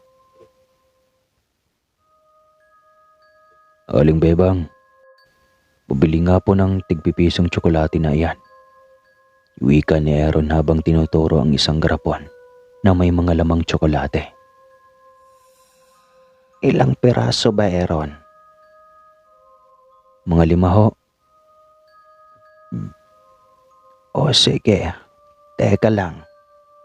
Sabat nga ni Aling Bebang. Sabay kuha sa garapon at kumuha ng 5 piraso ng tsokolate. "Ibibigay mo ba ang mga ito kay Veronica, Aaron? Nako, ang swerte naman ng dalagang iyon. Bukod sa gwapo ka na nga, ay masyado ka pang mapagmahal." Wika pa ni Aling Bebang. Ngumisi naman si Aaron bago inabot ang mga tsokolate. "Nako, salamat po," ani Aaron. "Pero nakita kong umalis naman sina Veronica at ang tatay niya. Napadaan sila dito kanina. Susunod ka ba sa kanila?" "Umalis? Umalis po sina Veronica? Takang tanong ni Aaron. Oo, kakadaan lang din nila dito. Opo. Susunod na lang ho ako sa kanila. Nagtataka si Aaron kung bakit nasisihan din itong malaman ng umalis sina Veronica dahil kung ganoon ay wala nang mang-iistorbo sa kanya. Kitamis na mga tsokolating ito, kasing tamis ng pagmamahala namin ni Freya.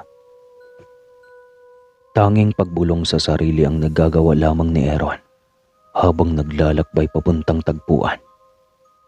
Pangiti-ngiti din ito, sinyalis na nasasabik na siyang makita ang iniirog niya at ialay sa kanya ang matatamis na tsokolate at mapupulang rosas.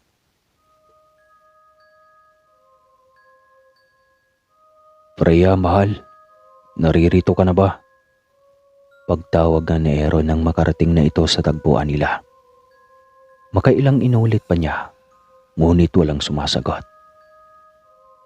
Ay, siguro hindi pa siya nakakarating. Buntong imik na lamang ni Aaron na napaupo na lang sa lilim ng akasya. Sa lamig at lakas ng hangin ay muntikan siya makaidlip, ngunit napukaw na lang ito nang biglang may lumitaw sa kanyang harapan. Taksil ka, Aaron. Ako alam mo ba'y di kita mahuhuli? Malalim na bulyaw ni Harim. Nagpanik naman at kaagad na tumayo si Aaron nang makita niyang halimaw na si Harim sa kanyang harapan, habang galit na galit ang mukha nito.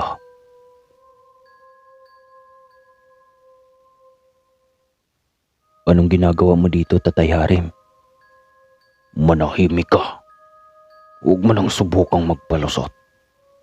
Alam kong magkikita kayo ng nobya mong tao dito. Iyon din ba ang magandang dalagitang sinayaw mo noon? Isa kong taksil, Aaron. Pananugutan mo ito pati ang babaeng iyon. Wag na wag mong idamay dito si Freya. Tangkain mo na lang na sagiin ang dulo ng daliri niya. Mananagot ka sa akin. Pagsisisihan mo. Mapusok ngang usal ni Aaron na habang nanlilisik ang mga mata sa galit. Tignan natin kung kakayanin mong matalo ako, Aaron. Mabagsik na sigaw naman ni Harim bago ito tuluyang nagpalit ng anyo.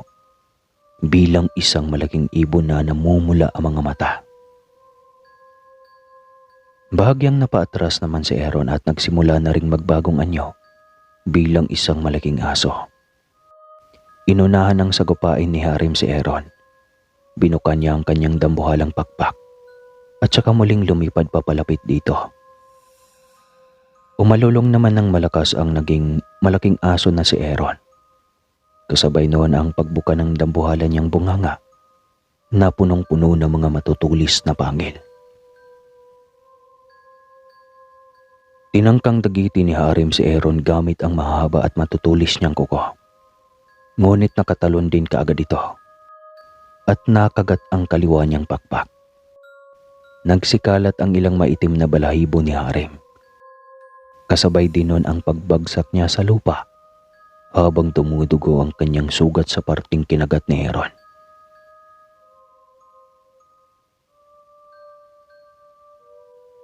Akala mo ba'y matatalo mo ako? Galit na sigaw ni Harim bago bumangon at lumipad muli. Marahas niyang inilabas ulit ang mahaba niyang kuko. Sabay sugod kay Aaron.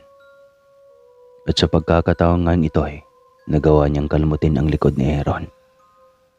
Matapos di makailag ito sa sobrang bilis ng paglipad ni Harim.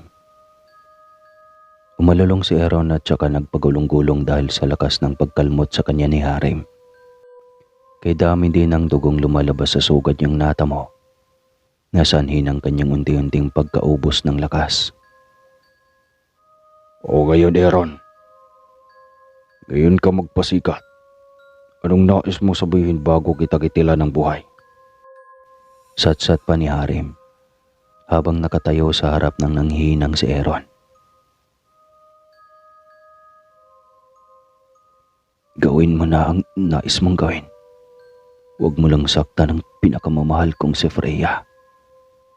Nangihinang sambit naman ni Aaron. Akala mo ba'y nagbibiro ako? Tatapusin na talaga kita. Ito'y parusa sa paglabag mo ng patakaran ng mga aswang na bawal umibig sa isang normal na tao at pati na rin sa panluloko mo sa anak ko. Usal nga ni Harem at daang-daang lumapit sa nakahandusay na si Aaron.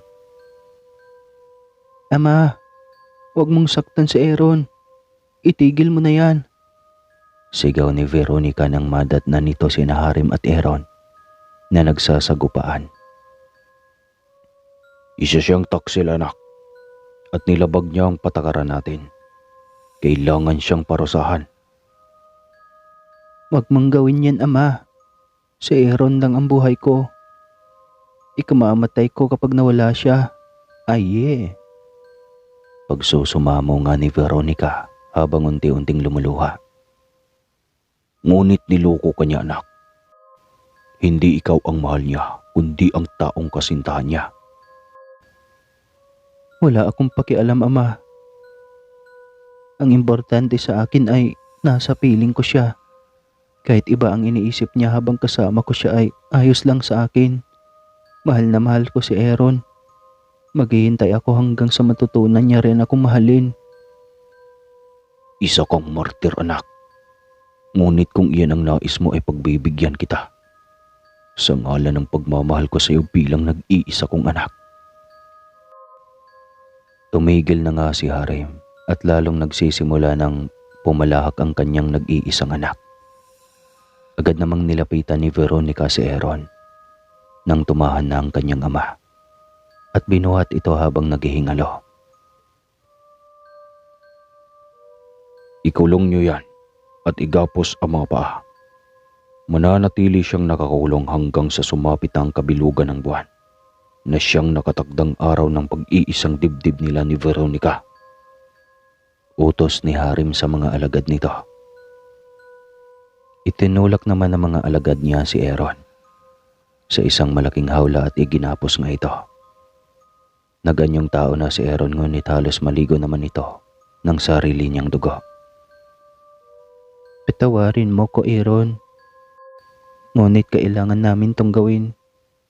Kung minahal mo lang sana ako, edi sana di na ito nangyari pa. Wika pa sa kanya ni Veronica. Ngunit hindi siya pinansin ni Aaron. Bagkos ay lumingon pa nga ito upang di siya masilayan. Humabol pa ng halik si Veronica sa noo ni Aaron bago ito lumabas ng hawla. Maya-maya pa. Kuya Aaron, ayos ka lang? Nagdala ako ng mga gamot para sa iyong sugat. Hindi lang ito ang mga ordinaryong gamot. Sinadya talaga ito para sa mga aswang. Pupunasan na rin kita at bibihisan. Kaawawang sitwasyon mo ngayon, kuya. Nag-aalala din sila ina ngunit hindi sila pinayagan ng mga harem na bisitahin ka bukod sa akin. Nanlulumong wika ni Luis sa kuya nito. Salamat Luis at dumating ka. Tsaka mo na lang ako gamutin at bihisan kapag natapos ko na ang sulat na ipapadala ko kay Freya. Pagkabigyan mo nga ako ng isang peraso ng papel at tinta, Luis. Nakikiusap ako. Halos bulong na lang na wika ni Aaron sa kapatid nito sa sobrang hina ng boses niya. Ngunit kuya, huwag ka ng maraming satsat, Luis. Ibigay mo na lang ang mga hinihiling ko. Hindi na pwedeng magtagal dito sa Freya. Pinag-iinitan na siya ni Harem. Ayokong mapahamak siya. Binigyan nga ni Luis ng tinta at papel si Aaron. Agad namang sinulatan ni Aaron ang papel na iniabot ni Luis. Sinulat niya rito ang pagbabala kay Freya na magpakalayo-layo na siya dahil alam ni Harem ang sekreto nila. Isinulat niya rin kung gaano niya ito kamahal at nangakong tatakas siya pagkatapos ng kasal at susunod sa kanya. Luis, alam kong alam mo ang bahay na bato sa may bandang silangan dahil madalas mo itong nadadaanan. Malaki ito at nag-iisa lang itong bahay na bato sa lugar na iyon. Andoon ang tahanan ni Freya. Ibigay mo itong sulat sa kanya. Ni Aaron. Sabay abot ng sulat kay Luis. Nanginginig pa ang mga kamay nito. Inabot naman ito ng binatilyo at agad na siyang ginamot. Pagkatapos nga niyang tatapin ang kuya, tinungo na niya ang tahanan ni Freya. Sa kabilang banda naman ay nakatulala lang si Freya habang nakaupo. Di na siya pinayagan ng tatay niyang propesor na makipagkita pa kay Aaron dahil tapos na ang misyon nito sa kanya. Sa unang kita ko pa lang sa mga mata niya ay alam kong isa siyang halimaw. Alam na alam ko yun dahil napag-aralan kong tungkol sa kanila noong nasa kolehiyo ako. Noong una, misyon ko lang na paibigin siya at buntisin ako para sa eksperimento ng tatay ko. Akala ko hanggang doon lang yun. Ngunit mali ako. Dahil minahal ko na nga siya ng totoo. Aaron, mahal, sana ayos ka lang ngayon. Umiiyak si Freya habang nakamasid sa labas ng bintana. Gustong-gusto na ulit nitong makita si Aaron ngunit pinagbawalan na siya ng kanyang ama. Maya-maya ay pinunasan niya rin ang kanyang luha at tumayo na upang pagbuksan ang kumakatok sa kanilang pintuan. Ano iyon? Kayo po pala, Binibining Freya. Oo, ako nga. Bakit?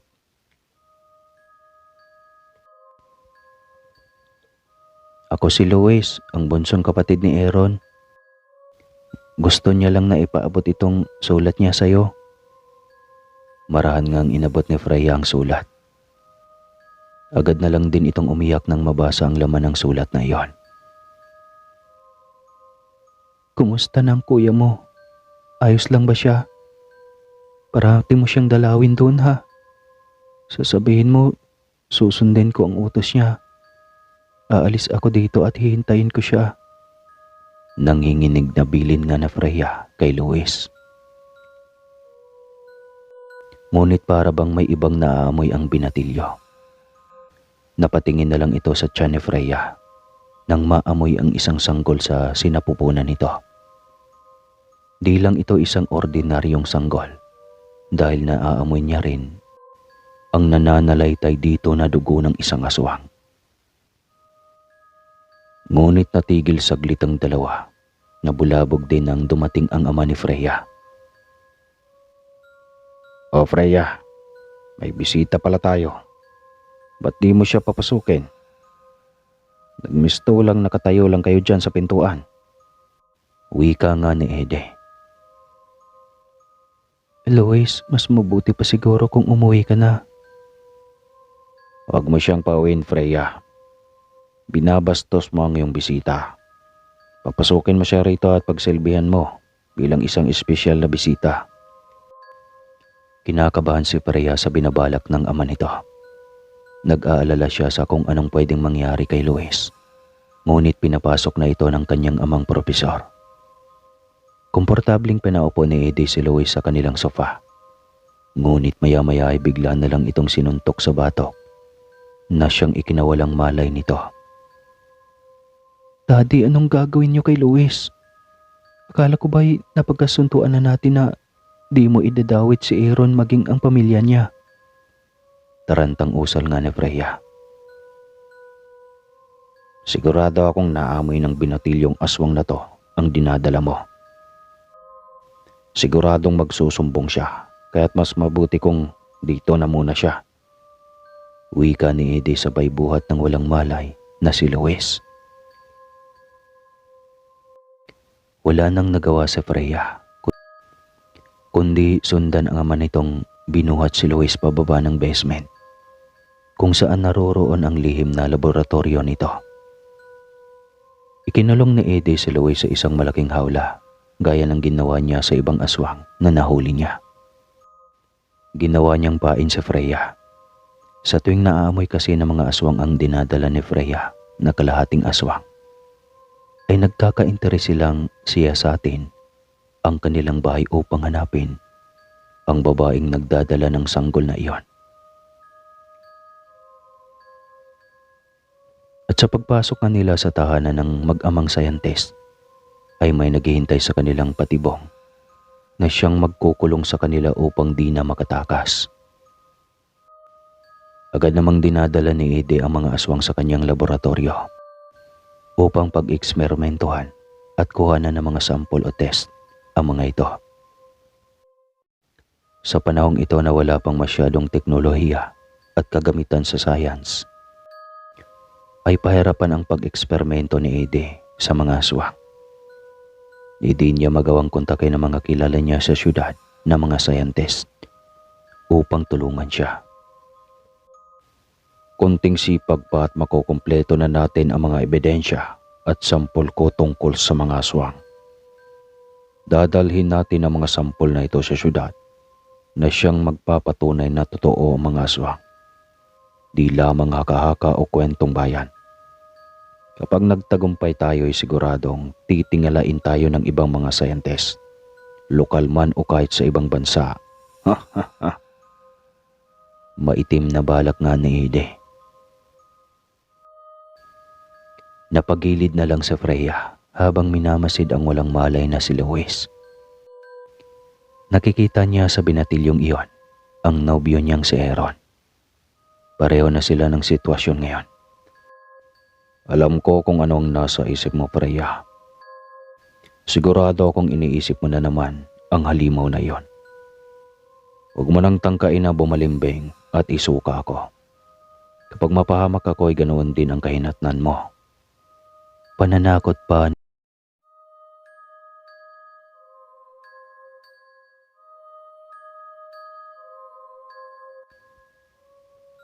Nabulabog ang mga angkan ng aswang sa baryo ng San Isidro matapos maitala ang ilang nawawalang kauri nila, at isa na nga roon, si Luis. Labis-labis ang lungkot at pag-aalala ni Aaron sa kapatid nito. Mas hindi naman siyang nakiusap kay Harim. Napakawala na siya upang hanapin ang bunso niyang kapatid. Ngunit hindi pa rin siya nito pinapakinggan. 3 araw pa bago ang kabilugan ng buwan na siyang araw ng kasal nila ni Veronica. Kaya 3 araw pang pagkakagapos na Aaron sa kanyang haula. Sino ang may pakana ng lahat ng to? 11 aswang na ang naitatalang nawawala. Kailangan na nating gumawa ng aksyon. Galit na usal ni Harim bago ito pumakawala ng malakas na hampas sa mesa. Nagkaroon ng pagpupulong ang mga aswang ngayon sa baryo. Ukol nga sa mga nawawalang kauri nila. Hindi na namin magawang makakain ng asawa ko. Sana napadpad ang bunso naming anak na si Luis. Sino ang walang hiyang salari nito? Ano na ang nangyari sa anak ko? Ano na ang nangyari sa kanila? Sigaw naman ni Rosito habang yakap-yakap ang tumatangis na misis nito. 2 anak namin na ang nawawala, Pinunong Harim. Noong 1 linggo ang panganay namin at kahapon naman ay ang bunso. Labis-labis na ang pag-aalala namin. Di naman nila ugaling maglayas. Dagdag pa ng isa, na siya namang ikinayukot ng noo ni Harim. Hindi kaya ang mga tao ang humuhuli sa kanila? Singit naman ng isa. Tumayo naman si Harim at agad na pumuna. Nagkasundo na ang 2 panig. Di nila maaaring gawin yon. At ano naman ang mapapala nila sa panguhuli ng mga aswang? Hindi mo pa masyadong kilala mga tao, Pinunong Harim. Malawak ang isipan nila at di sila marunong makontento. May angkin din silang talino na wala tayo kasi nag-aaral sila. Ano ang ibig mong sabihin ukol dyan, Roman? Maaari nilang pagkakitaan ng mga aswang, Pinunong Harim. sa pamamagitan ng mga pagbenta o di kaya'y gawing palabas sa mga sirkos. Kilala ko ang mga tao dito sa Baryo Roman. Hindi sila sakim at mabubuti sila sa atin.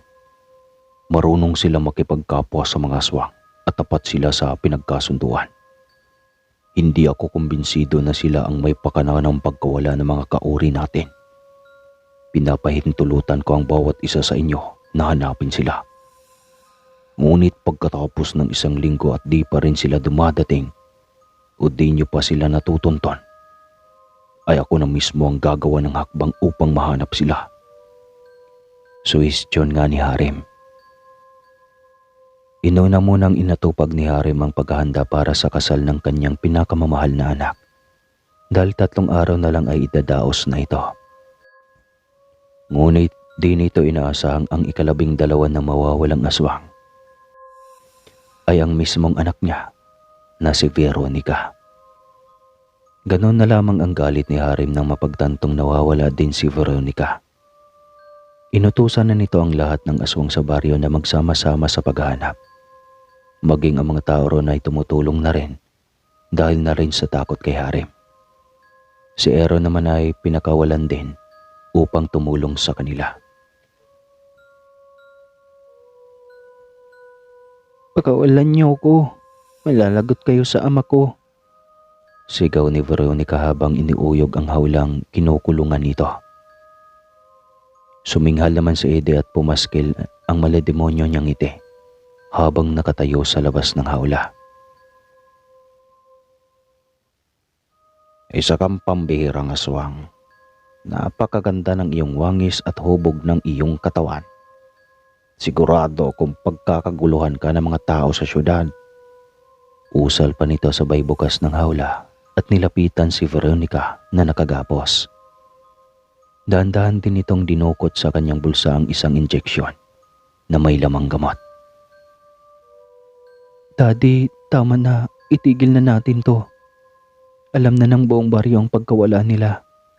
Maging ang mga tao ay nakiisa na rin sa mga aswang upang mahanap sila. Tigilan mo na ang pagtuturok sa kanila ng kung ano-anong mga gamot. Ibalik mo na sila, Daddy, bago pa mahuli ang lahat.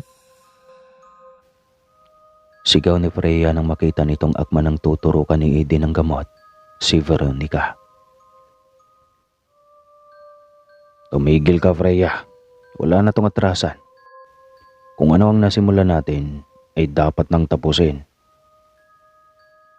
Umangat ng tingin si Veronica mula sa kanyang pagkakayuko nang marinig nitong sambitin ang pangalan ni Freya. Ikaw palang nagnakaw sa puso ng iniirog kong si Aaron. Galit na wika niya. Napakurap naman ang sunod-sunod si Freya, ngunit mas nakatuon ang atensyon nito kay Lois na nakalumpasay sa kanyang hawla matapos eksperimentuhan ng kanyang ama. Pumalahaw na lang si Veronica nang maramdaman nito ang pagtusok ng karayom sa braso. Ilang araw na lang ay matatapos na ang eksperimento ni Ede at ang mga nahuhuli niyang aswang ay dadalhin niya sa syudad upang mas mapag-aralan pa sila ng maigi. Masyado nang inuusig ng konsyensya si Freya. Ramdam na ramdam din ito ang takot at pangamba. Ikinulong din siya ng kanyang ama sa basement upang di na siya maamoy pa ng ibang aswang dahil sapat na ang nahuli nila. Pagsapit ng gabi ay binalikan na ng malay si Lois. Nakita din naman ito si Freya na nakaupo sa labas ng kanyang hawla habang umiidlip. Ate Freya, pagtawag nga ni Lois. Naalimpungatan naman si Freya at agad siyang binalingan ng tingin. Lois, gising ka na pala. Aniya, sabay dukot sa kanyang bulsa ng susi sa hawla. Binuksan nga niya ang hawla at dali-daling pinalabas si Lois. Kailangan nating makatakas bago pa magising si Daddy. Wika pa niya habang nilingon-lingon ang ama niyang tinuturukan niya kanina ng pampatulog. Ngunit Paano ang ibang mga kasama ko, Ate Freya? Wala na tayong oras, Luis. Isa na lang ang natirang pampatulog na gamot. Kaya't mabilis lang ang pag-idlip ni Daddy. Babalikan na lang natin sila. Inalalaya ni Freya na makatayo si Lois hanggang sa makalabas na sila ng bahay. Tumakbo na rin sila papalayo dahil malayo pa ang mga ibang kabahayan dito. Dala-dala ni Freya ang isang bag na may lamang mga dokumento, gamot at resulta ng mga test ni Ede sa mga aswang na siyang pruweba tungkol sa kanila. Pinunong Haray Materon, tignan nyo. Tignan nyo ang mga paparating. Sigaw ng isang aswang nang makita nito sina Luis at Freya na tumatakbo papunta sa kanila. Nagkukumpulan kasi ang mga aswang ngayon na pinaplanuhan ang paghahanap sa mga nawawalang kaawri nila. Abot-abot ang saya ni Aaron nang marinig ito, kaya dali-dali siyang tumakbo papunta kina Freya. Agad niyang sinunggaban ng mahigpit na yakap si Luis nang malapitan na niya ito. Nanghihina ang binatilyo kaya di na niya nagawang magpalit ng anyo, habang ang mga aswang naman ay nananatili muna sa pagkakatawang tao. Ngumiti ng malaki sa Freya habang sinusulyapan ang magkapatid na nagyayakapan. Patawarin niyo ko. Ngayon ko lang nagawang patakasin si Luis.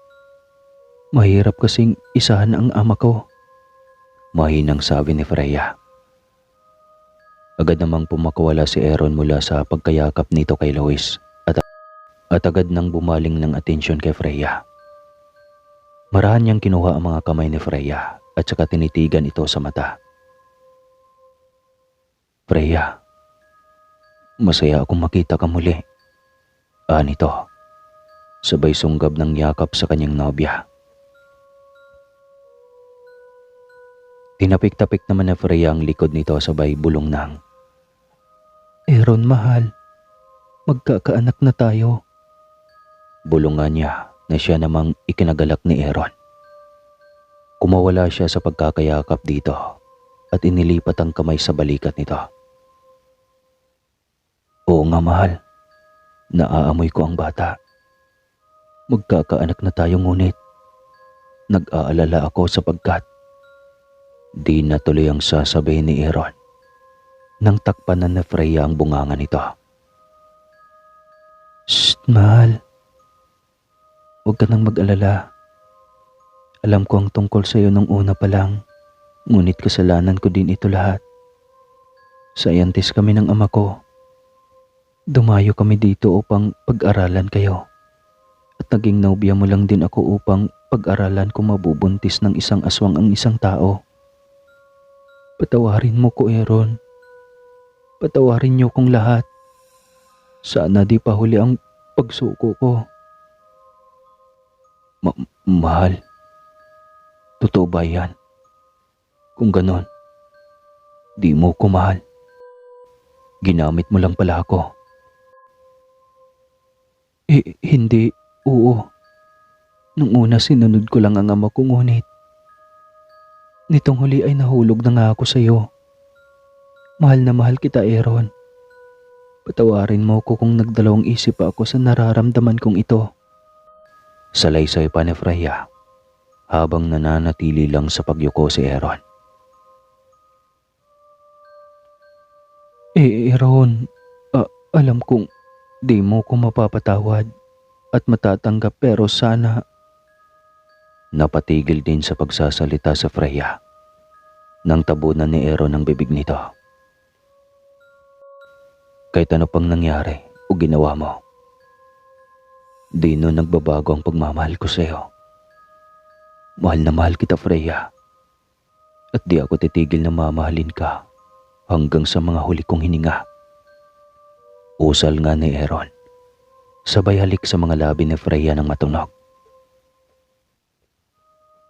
Mahal na mahal din kita, Aaron, kahit isang halimaw ka pa. Bulong pa ni Freya habang magkalapit na ang kanilang mga mukha. Itigil niyo yan. Ibalik niyo sa akin ang anak ko.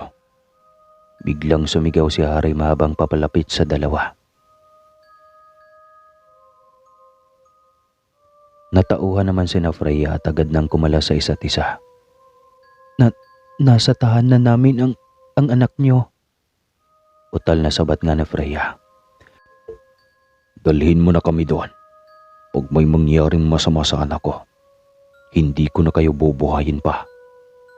Galit na sigaw pa ni Harim na siyang nagpanginig kina Freya, maging ng ibang aswang at tao. Nagsama-sama nga ang lahat upang balikan sina Veronica. Sumama din si Lois kahit na nanghihina pa ito. Inalalayan na lang siya ni Aaron at Freya upang makalakad. Tanging ang gasera at ang liwanag lang ng buwan ang nagsisilbing ilaw nila sa daan. Halos ilang metro din ang nilakad nila hanggang sa marating na nga nila ang bahay. Bakit naglakad pa? Hindi mga aswang lumipad, saan na sila? Inutos na ni Harim na palibutan ang buong labas ng bahay. Hindi na sila pumasok. Dahil binungad agad sila ni Ede sa labas. Habang hawak-hawak ang nanghihinang si Veronica na di na magawang makapagsalita pa. May itinutuon din siyang patalim sa leeg nito. Isang malaking hakbang niyo lang. Tatapusin ko itong prinsesa ninyo. Freya, isa kang taksel sa iyong sariling ama. Bumalik ka dito. Ibalik mo ang mga pinaghirapan ko. Sigaw pa ni Ede.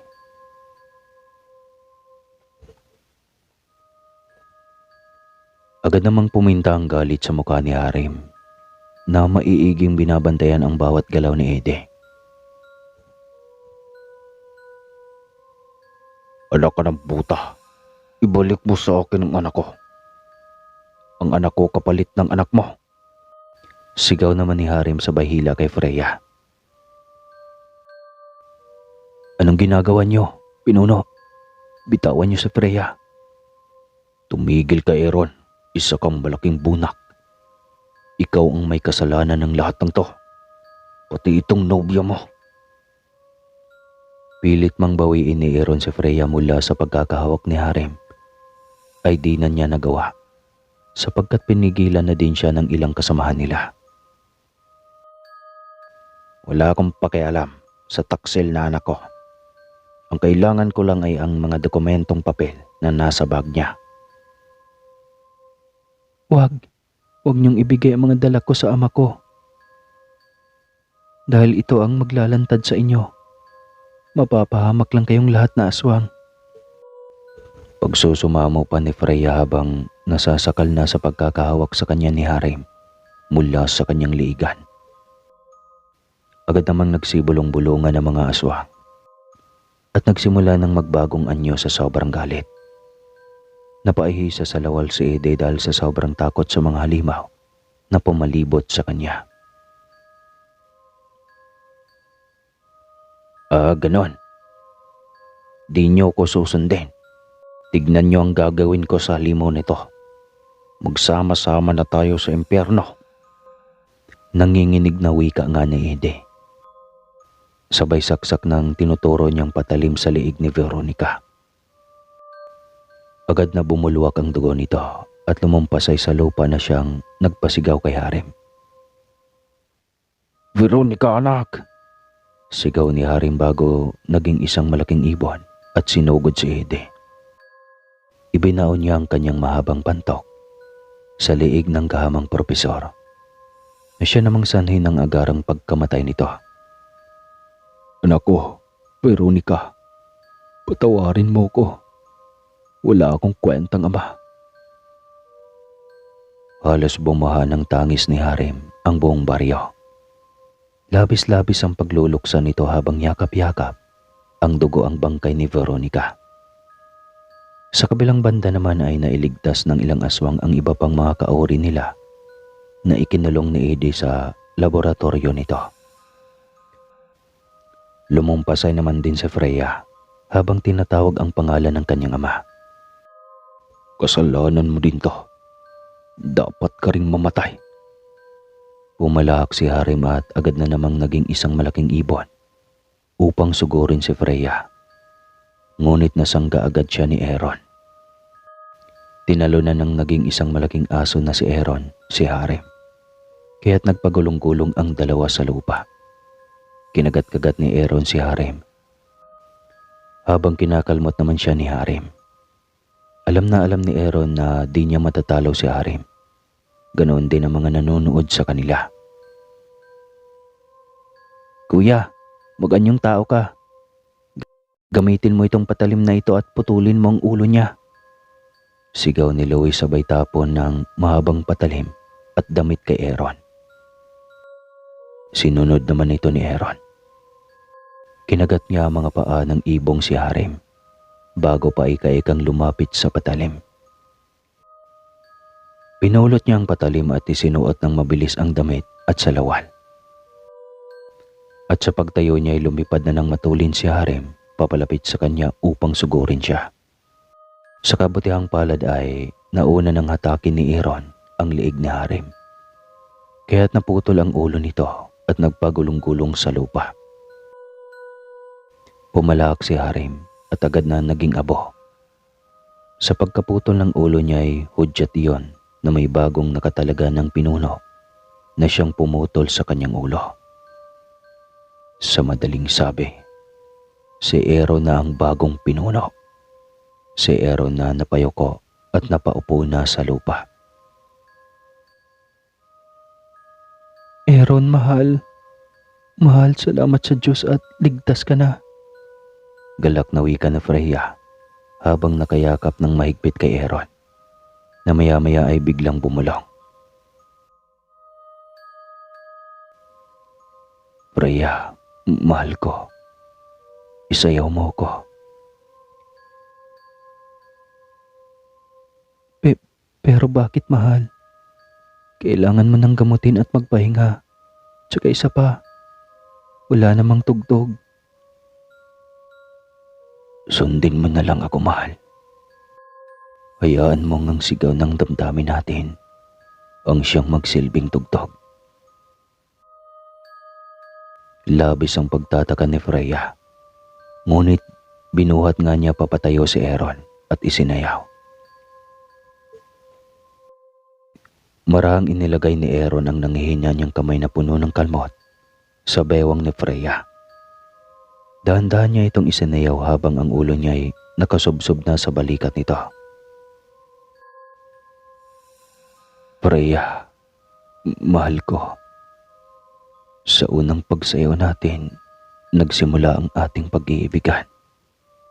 Ngunit ngayon, sa huling sayaw natin ay di pa rin iyon matatapos. Ikaw ang soulmate ko at ikaw ang kasalukuyang iniirog ko. Sana sa kabila o sa susunod na buhay ay tayo pa ring dalawa ang itatadhana. Mahal na mahal kita, Freya, at ang anak natin. Alagaan mo siyang mabuti at ilayo mo siya sa mga kauri niya. Palakihin mo sana siyang mabuti at may takot sa Diyos." Sambit nga ni Aaron. Nanlaki naman ang mga mata ni Freya habang nagtataka sa mga binibitawang kataga ni Aaron. "Ngunit Aaron, mahal, anong huling sayaw? Anong ibig mong sabihin?" Nanginginig na tanong pa ni Freya. Ngunit di na siya pinansin pa ni Aaron. "Lois, mahal kong kapatid, inuutosan kitang putulin ang ulo ko bilang kabayaran sa paglabag ko ng batas natin. Umiibig ako sa isang tao. Hindi ako karapat-dapat na maging pinuno. Nakasulat na dapat paslangin ang lumabag doon. Kaya't paslangin mo na ako at ikaw na ang mamuno, Lois. Hayaan mong lumayo ang mag-ina ko." Sambit ni Aaron na siyang gumulat sa lahat. "Hindi ko yan magagawa, kuya.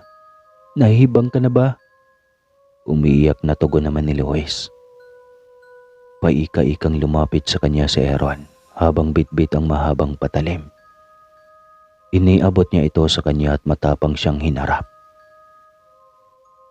"Luis, sundin mo ang kuya mo," aniya. "Ayaw ko, kuya." "Ito ang tama at ito ang nararapat na gawin. Paslangin mo na ako at ikaw ang mamuno. Hayaan mong magpasya ang mga kaori natin kung saan nila nais manirahan at hayaan mo ring makalayo ang mag-ina ko." Tinapik mo na ni Aaron ang balikat ng kapatid nito bago lumuhod ng patalikod dito. "Gawin mo na, Luis. Mahal na mahal ko kayo. At mahal na mahal din kita, Freya." Huling sambit pa ni Aaron. Tumangis ng lubos si Luis habang nanginginig ang kamay nitong hawak-hawak ang mahabang patalim. Nanlulumo naman si Freya na pinipigilan lang ng mga tao na tumakbo papalapit sa kanya. Ipinikit ni Aaron ang kanyang mga mata at ilang saglit lang ay para bang tumigil ang lahat nang hatawin na siya ni Luis ng patalim sa kanyang leeg. Sumigaw si Luis ng napakalakas, ganon din si Freya. Nagsihod naman ang lahat ng aswang sa harap ni Luis dahil siya ng bagong pinuno ng mga aswang sa San Isidro. Nawasak ang mundo ni na Luis at Freya na halos di na makagalaw. Ngunit pilit pa ring nilapitan ni Freya si Aaron at hinagkan ang katawan nitong wala ng ulo. Sa paglipas ng mga panahon, naging mabuting pinuno nga si Luis. Wala pang 100 ang bilang ng mga aswang sa San Isidro, ngunit mas lumiit pa ang bilang na ito nang mapagpasya ng iba na lumipat na ng lugar. Lumabas naman ng bansa sa Freya at doon pinalaki ang kalahating halimaw niyang anak. Isinekreto niya ang lahat ng nangyaring iyon at mas pinili na isulat ang istorya ng pagmamahalan nila ni Aaron kaysa isulat ang mga natuklasan nilang mag-ama tungkol sa mga aswang. At dito na po magtatapos ang yugto ng dalawang nag-iibigan na hindi nagkatuluyan. Kung nagustuhan niyo ang kwentong ito, isa lang ang mahihiling ko. Huwag kalimutan mag-like. Maraming salamat po sa lahat ng sumubaybay sa istorya ni Freya at ni Aaron. Lalong-lalo na sa mga nag-umpisa hanggang sa dulo na ito. Mabuhay kayo at pagpalain pa. Hindi ko alam kung magkakaroon pa ba tayo ng mga ganitong kwento, pero susubukan natin. Ingat kayo palagi at wakas.